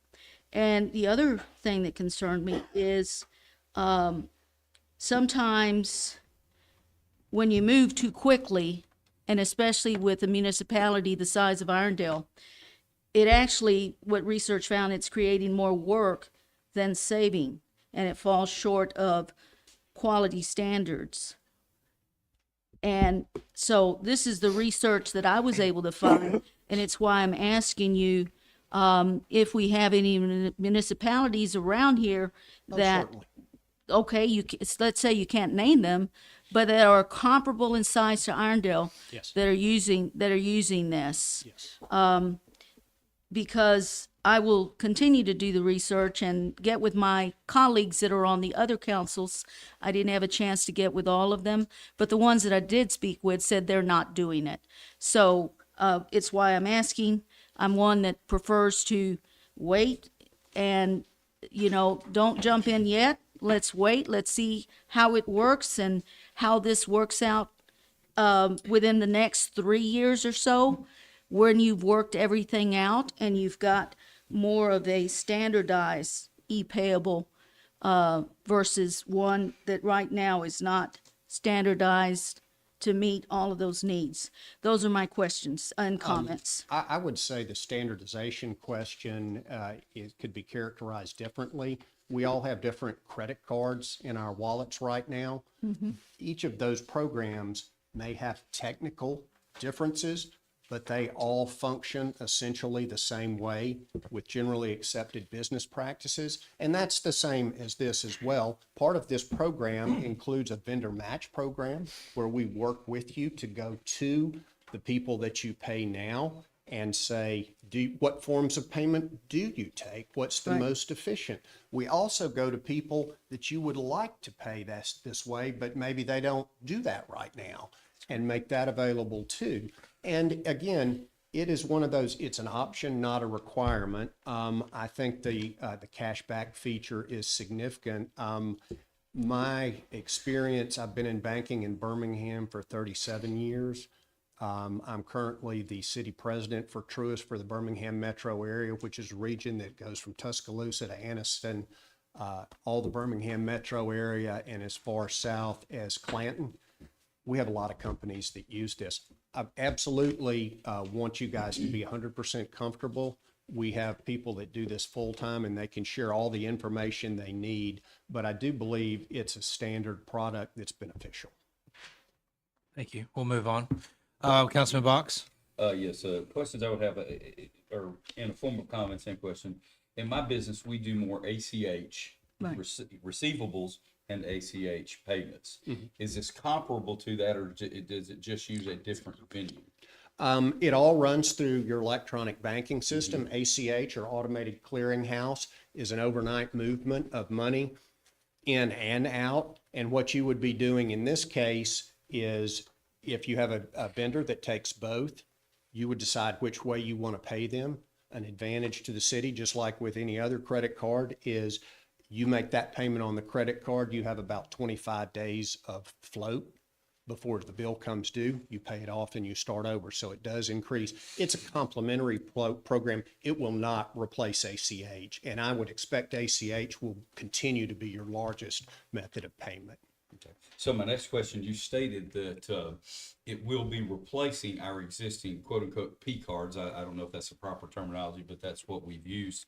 So the mayor as the administrator would be reissuing P cards to the department heads or other employees that have the quote unquote P cards or credit cards at this time under this new program? Yeah, whoever your administrator is, and it'll either be the mayor or Lee or whoever you designate. Yeah, we do anticipate that new plastic will come out at some point.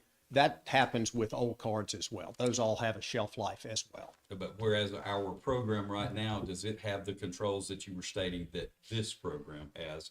Not for to this department heads degree. with it? No, Sir? no, sir, not to this degree. So our program that we're using right now does not have the degree of controls that we can implement under the new program. Correct. And the accounting, you're saying, will marry with our software system so that not only when we get the reports or the statements, quote unquote, from each one, will it already be assisting the city clerk in helping code those items to our departments? Yes. Okay. That's all my questions, Council President. Thank you. Thank you. Councilman Sims? Thank you for coming out and explaining more than all the paperwork we had. I don't know if I know I talked to the city clerk before, and it sounds like our city processes will be the same. A lot of stuff will be easier, I believe. You touched on the rebate. Do we have an estimate of what we expect based off of what we currently, did anybody have an estimate of what we could expect for the Have you rebates? gotten down to that with Brian yet? 8,000. Um, 6 million. So, yeah, I mean, I mean, if it works for a bunch of companies, it works for other cities. I don't see a problem. Thank you. I appreciate you coming out tonight. And I know with ACHs, there's a lot of sensitive information that's distributed around ACHs. Some of the credit card payments and everything like that. We all have the option to choose a virtual card whenever we make a payment online with our own personal credit cards. I think this is a great extension of that from a fraud prevention standpoint.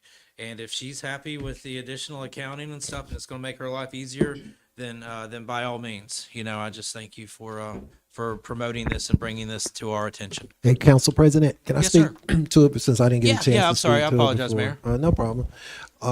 According to my research in 2016, when I was the city clerk, the city already had a program like this. This program been out for a while. We had this through BBVA. And what they did when we were at BBVA, they took all of our vendors, they ran them through a vendor match to determine if we could pay them with a virtual card. Once they decided that we could pay them with a virtual card, then they put that list of vendors together. And they put that list of vendors together and say probably the city could, the only thing you're doing instead of paying with cash, you're using a card. It also gives you an additional 30 days to float your money in the bank to be able to make money on top of that. And you have the capabilities of making $80,000 to be able to do some other things in the city. This is not anything new. It's been out since 2016. That's the major reason why we ended up with credit cards, because all of the charges and everything that was taking place on the credit card was going towards the purchasing power to determine what the rebate was going to be. So this just didn't pop up like last year. The city's I hate to break the news to everybody, but the city's already done this in the past. Copy. Okay. Thank you so much for your time. We'll leave that on regular. Item number 14, we've discussed this a little. I would like to make one final comment, and that is, I just gave y'all a handout here where we had a double payment, and it's a lot more difficult when you have something like this, that's an e-payable, to go back and try to get all of that solved. I read your comments. Right. So this is why I think let them fine tune it before you jump in.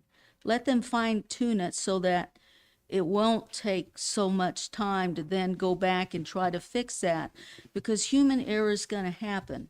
And this is why over 50% have not jumped in yet.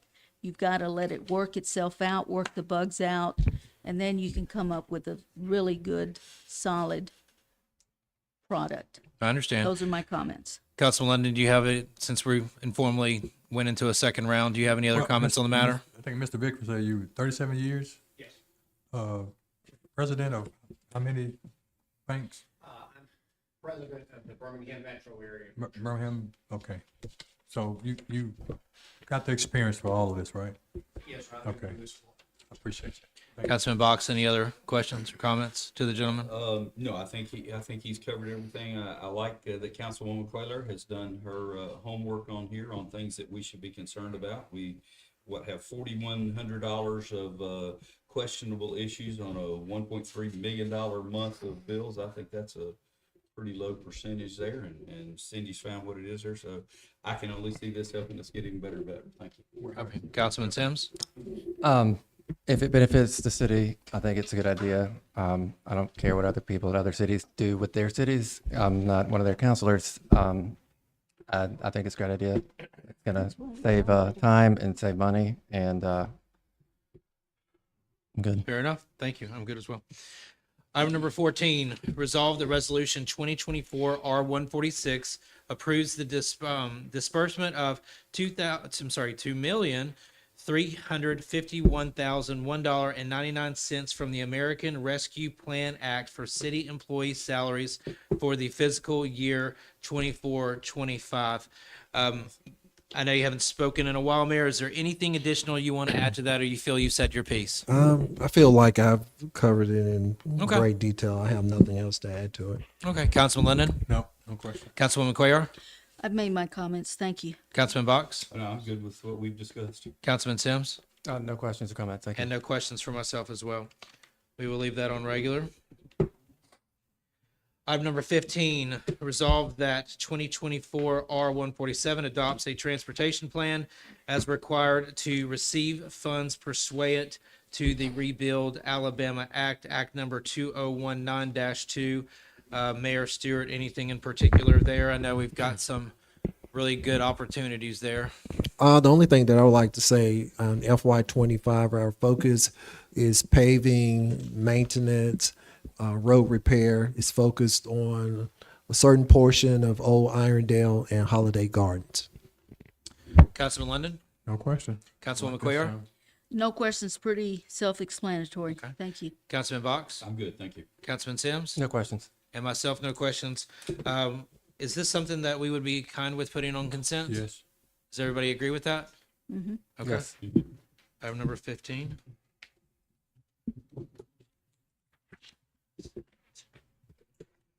All right. Item number 16, resolve the resolution 2024 R148 authorizes Mayor James D. Stewart Jr. or his designee to execute an agreement with Spectrum Environmental, Inc.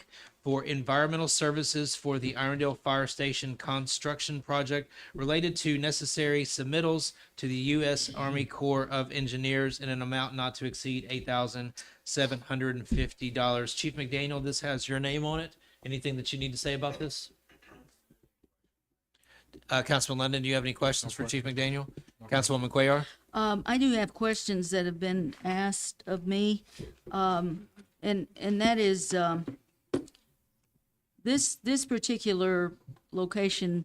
I'm definitely happy that we're having a third fire station. That's not the issue here. We purchased 148 plus acres, and why is it taking so long? What is going on?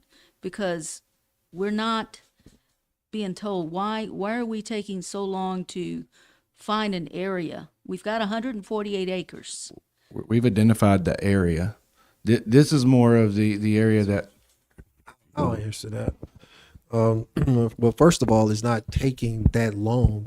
When we purchased the land, 11 acres was identified out of the 143 where we would build the fire station, if you look at the invoices when you're spending time going through everything, you would see that there are capital items where we are paying Charles Williams for the construction of the fire department. So I don't see where this narrative, what's taking so long, because we are paying him to be able to do the construction for the fire station. And this has more to do with getting things permitted to be able to deal with the Corps engineer so that we can build the fire station. If I may continue. Please.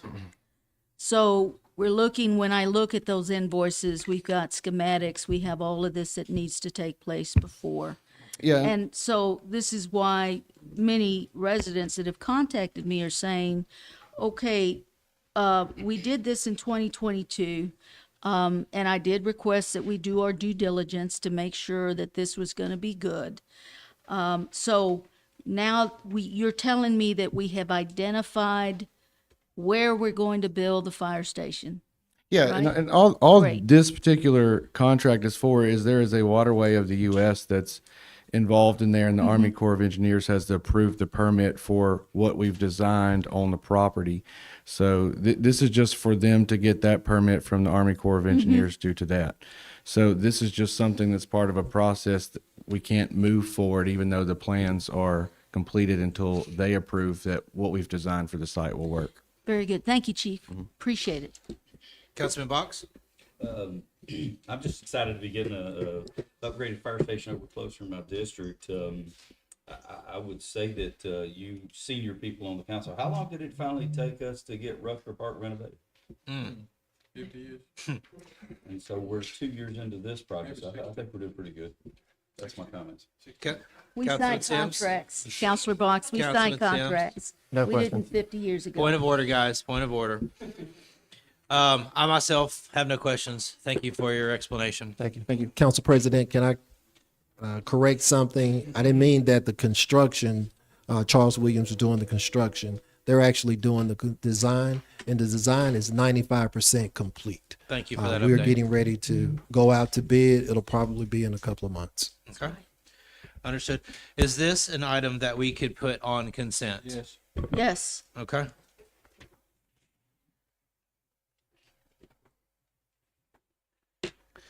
Item number 17, resolve that resolution 2024 R149 establishes a policy for the city council reports given during city council meetings.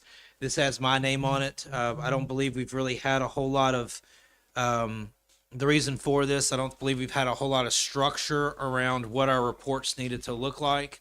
And as of recent, I decided that we probably should. So basically what this is saying is that it's for the council members to provide a report. It's for any subject matter experts to provide a report, or as often happens every few years, an elected official asks for some of our time. So this is just to structure our reports on paper. Councilman London, any questions there? So no question about agenda items, things like that. Just a report of council report is what you're saying. So make sure I want to make sure I'm clear. Correct. So not yielding our time for someone to speak on an agenda On item. agenda item, kind of, okay. Thank you. Councilwoman Cuellar? Just one comment. I would like us to consider deleting the part with public office when we've got people running for public office. Give them the time that our residents get. They get 2 minutes to talk to us on agenda or non-agenda items. And I think it's only fair that we do that with people that are running for office. Give them 2 minutes. We don't need to have this in this resolution. They can speak on non-agenda items and have the 2 minutes to make their campaign address. If we're doing that with our residents, we need to be fair, and let's only give them 2 minutes also, because people don't want to sit through all of that. They're here to address the council, and we're giving them all the time that they can speak. That's just not fair. So I'm asking that we take this off and let them speak on non-agenda items, those that are planning to run for office. Those are my comments. So let me get this straight, Council President. You're actually saying that during our report periods, we can give reports on what's going on in our district, not covering agenda items, not covering proposed agenda items, not covering plans we'd like to see, just things that are going on in our districts or the committees that we may be involved in, i.e. senior citizens, police and fire, and abatement board. Is that what you're asking? What I'll do is I'll just read it for you. Let me get to it. So the rest of my comment then would be, if we're going to yield time to politicians or proposed politicians, I don't have a problem with me yielding my report time if I don't have a report, but I do agree that that time should be limited, depending on how many politicians we have there to speak that day. I don't think that I would be willing to give my whole 10 minutes to a politician, and that needs to be made known to them when they're coming in asking to speak. Thank you. Copy. Councilman Sims? Do we really have 10 minutes? Honestly, I've never looked for that. We've always just self-policed ourselves. So I've never gone and looked for it, per se. Anyway, I no comment. No. Santa says. Copy. If others have 30 So- or 40 Buck said minutes. we had 10 minutes. I'll just go ahead and read it. I'll cut through the chase and get into the thereby. So what I was getting at is now thereby resolved, be it hereby resolved by the City Council of the City of Irondale, Alabama, in regular meeting duly assembled, a quorum being present, that the council members' report section of the City Council meeting is to be utilized to give a report concerning the community or a presentation by someone related to a city matter or running for a public office, and shall not be utilized as a time to discuss items that are expected to be on that or on the city council's agenda. So that's the letter of what that was crafted. And what I will say about I get the heartburn around the politicians running for office and everything like that. I personally feel that we probably don't do a good enough job seeking out information. So it's an opportunity for you to get an opportunity to hear something from someone, because if it's not a president or a vice president or a governor, how much attention do we really actually pay to that individual? You're getting an opportunity to see someone and meet someone that you might not have sought out, that someone's that's actually going to make a pretty big difference in your life if you have to go stand in front of that person. So that's my mentality there. I'll bring it back around for a second round, Councilman London. Yep, so do we need to add a time limit on that report for council? I'm fine with that. If y'all want to go ahead and cut it on the floor, I'm I'm like, like, Aaron, do we really have 10 minutes? if there's a suggestion and a modification, then I'm And open. do we need 10 minutes? I don't personally think we I need. don't think 10 we minutes. need 10 minutes. Do we need to put a time on it, council? I'm just asking the question to the council. Councilwoman Cuellar, do you have any comments on this? Because I Council Two Quayle, comments I 2 minutes. have. Aside from the one is- you've already previously made. Right. Yeah. Two comments. If we're going to give the mayor all the time he needs to make a report, this is our council business meeting. And we have never taken 10 minutes to give a report. It is not necessary to put a time limit on a council member's report because it is our business meeting. And you need to take that into account. No one's ever abused it, don't need to do it. And again, our residents get 2 minutes.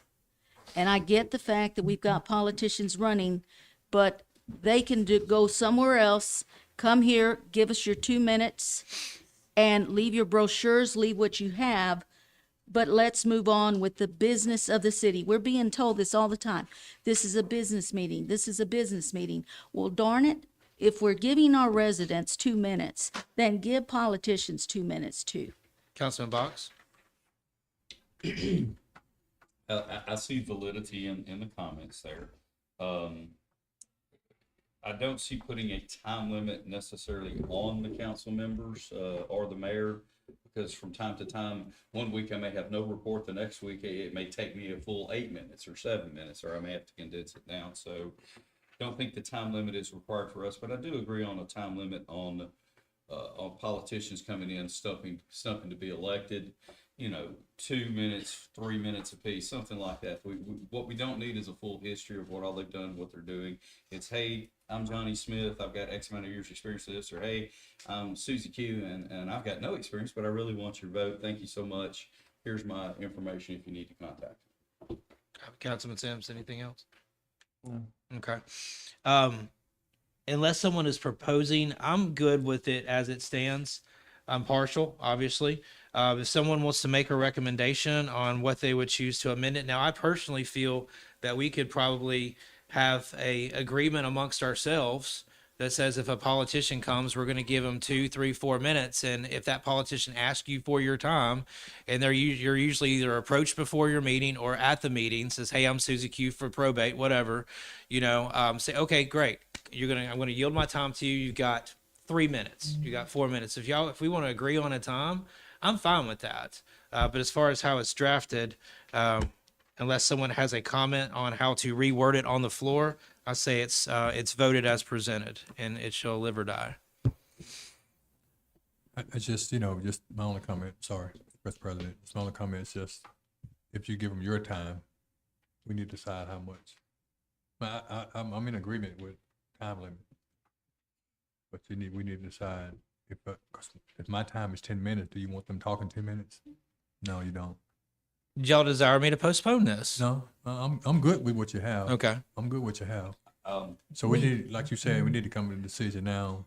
We just tell them, we can just say, hey, you got 3 minutes. If we agree with that, I'm good with that. Okay. Councilwoman Quayle? What I was saying is you can avoid all of it is if you take it out and let them comment on non-agenda items. That's what everybody else does. They come and they comment on non-agenda items. They don't need to ask us to speak. They can come and comment on non-agenda items just like everyone else does. Why are we making things so complicated? If we're giving our residents 2 minutes, then give them 2 minutes. Take it off this resolution, and just when they come, let them know you can speak on non-agenda items during that time. Councilman Box? Initially, I'd agree with Councilwoman Cutler, but there may be a time when someone has asked to come speak. It may not be a politician. It may be a school administrator. It may be something like that, where it is going to take maybe a little longer than 2 minutes. I am definitely on board with Councilman London. We don't need to give them a full 10 minutes, or we should, get a little bit more polished on our awarding of time to say, I will yield 3 minutes to such and such and so, but I'll reserve the balance of my time. So when that person is finished, then I can then give my report or continue there. So, Understood. Your resolution, it says running for a public office. It doesn't say school administrator. okay. It says a community or presentation by someone related to a city matter. Thank you That's for what it says. clarifying So what I mentioned. It would include the administrator. They'd be Thank you, allowed Councilwoman to Quayle. vote. Thank you. Councilman Sims? Anything further? I'm fine with the suggestion from Councilor London about handshake deal for 3 minutes, and voting on it the way it is. Okay, thank you very much. All right, item number 18 will be a public hearing. Could we move that one to consent? So, I'm gonna leave it on reg just because there was so much conversation about it. I think that's only fair. All right. Item number 18 will be a public hearing. Basically, we've got an item that has gone through planning and zoning last month. If I could get a motion to enter a public hearing. Make a motion to leave regular council meeting and enter a public hearing. second. Okay. Motion and a second. All in favor? Aye.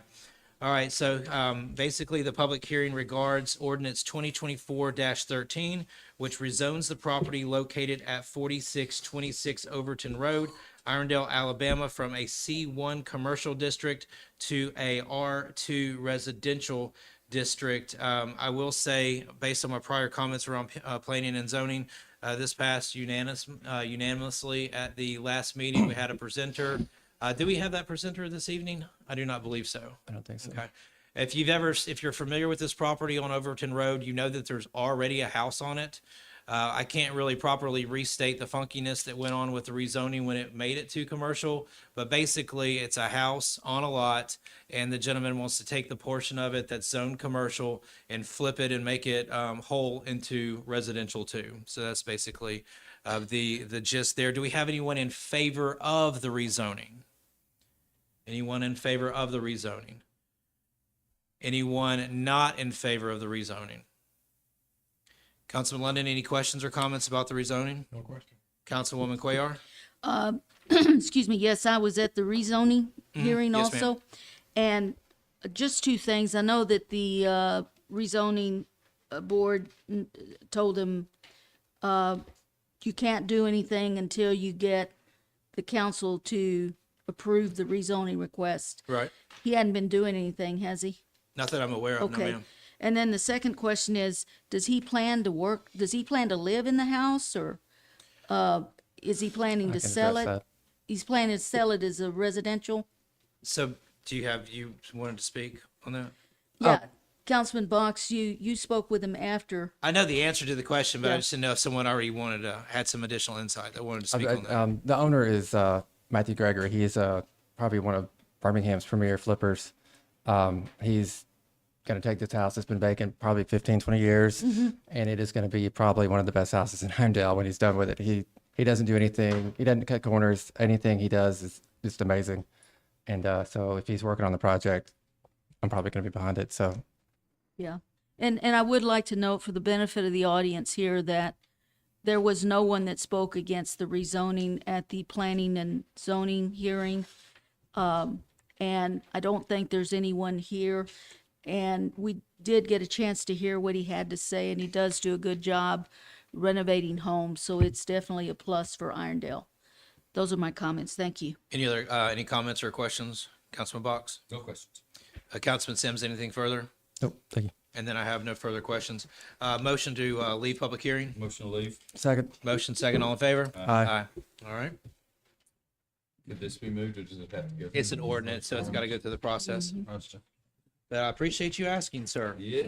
Trying to move All this right. along. So let me find my place back here. All right, so we finished our deliberation. At this time, I would ask for, I hope someone took some good notes. I would ask for an approval of the form of the agenda for the current meeting. Make a motion, we approve the form of the agenda for the current meeting to include moving items 5, 6, 7, 9, 15, and 16 to consent agenda with the changes previously noted on resolution or item number 7. Second. We have a motion. We have a second. All in favor? Aye. All right. Now we have an approved agenda. At this time, we would accept public comments on agenda items only. So all the stuff you've heard us talking about, this is the time to comment. There's a young lady before we proceed. Ma'am, I believe you had a comment on agenda items only? Okay, perfect. Thank you. Yes, sir. Thank you. Oops. My name is Sergey Kilich. I live at 1319 Marion Drive. Councilor Box, you said that the budget for this upcoming year is going to be up in 2 days, correct? That's what the mayor has said. He Okay, so announced 2 it in days. the- So I was wondering if I could ask Councilor Cuellar a question. So you use terms like cart before the horse, irresponsible when talking about the budget or the pay increases for the citizens. So my question is, what makes this any different from your resolution a couple months ago where you tried to appeal the occupational license fee before the fiscal year was up? Because in my Council point of President, could I make a I'm point of gonna order? let him finish the statement. because in my point of view, I think that's also putting the cart before the horse. And I think that, I mean, if you're okay with that, when we already had a budget, taking money out of the budget, you should be okay with, this. So it's a comment on an agenda item. She's not required to answer I for you. If understand. you want to restate and can reinforce your statement, then by all means. Okay. I just think that it's hypocritical for you to be okay with that and this and not this. Thank you. Thank you. And I will respond. I choose to This is respond.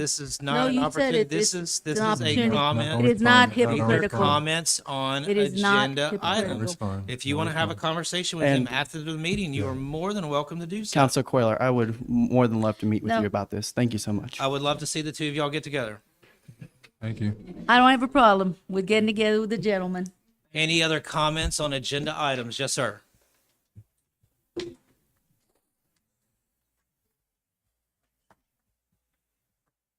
I'm Mark Nelson. I'm the director of Alabama Spay Neuter, and for many years I had the privilege of working with Dr. Weber. truly a wonderful man and just dedicated much of his life to helping animals. So I just want to thank Mayor Stewart and each and every one of you council members for renaming the large dog park. I think a lot of people love Dr. Weber, as you said, Mayor Stewart, and I'm one of them. I think just a lot of people will be very happy about this, and I know Dr. Weber would. I really think he would. So thank y'all so much. Thank you. Thank you.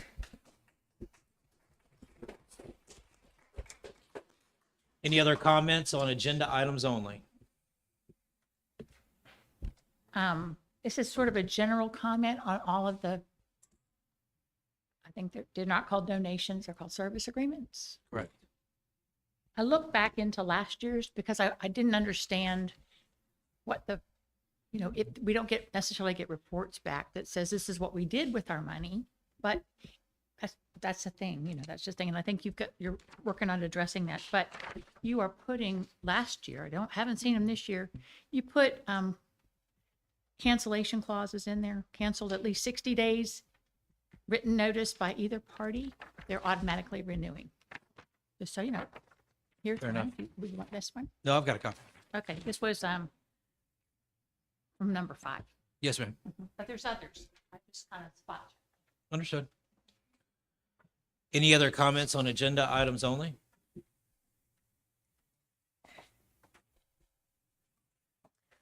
I just have a question about part of the statement on resolution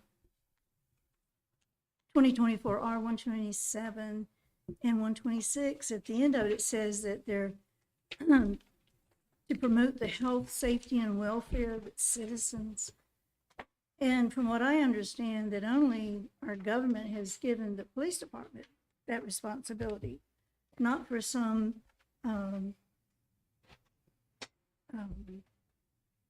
like we are one, or the Latinx community.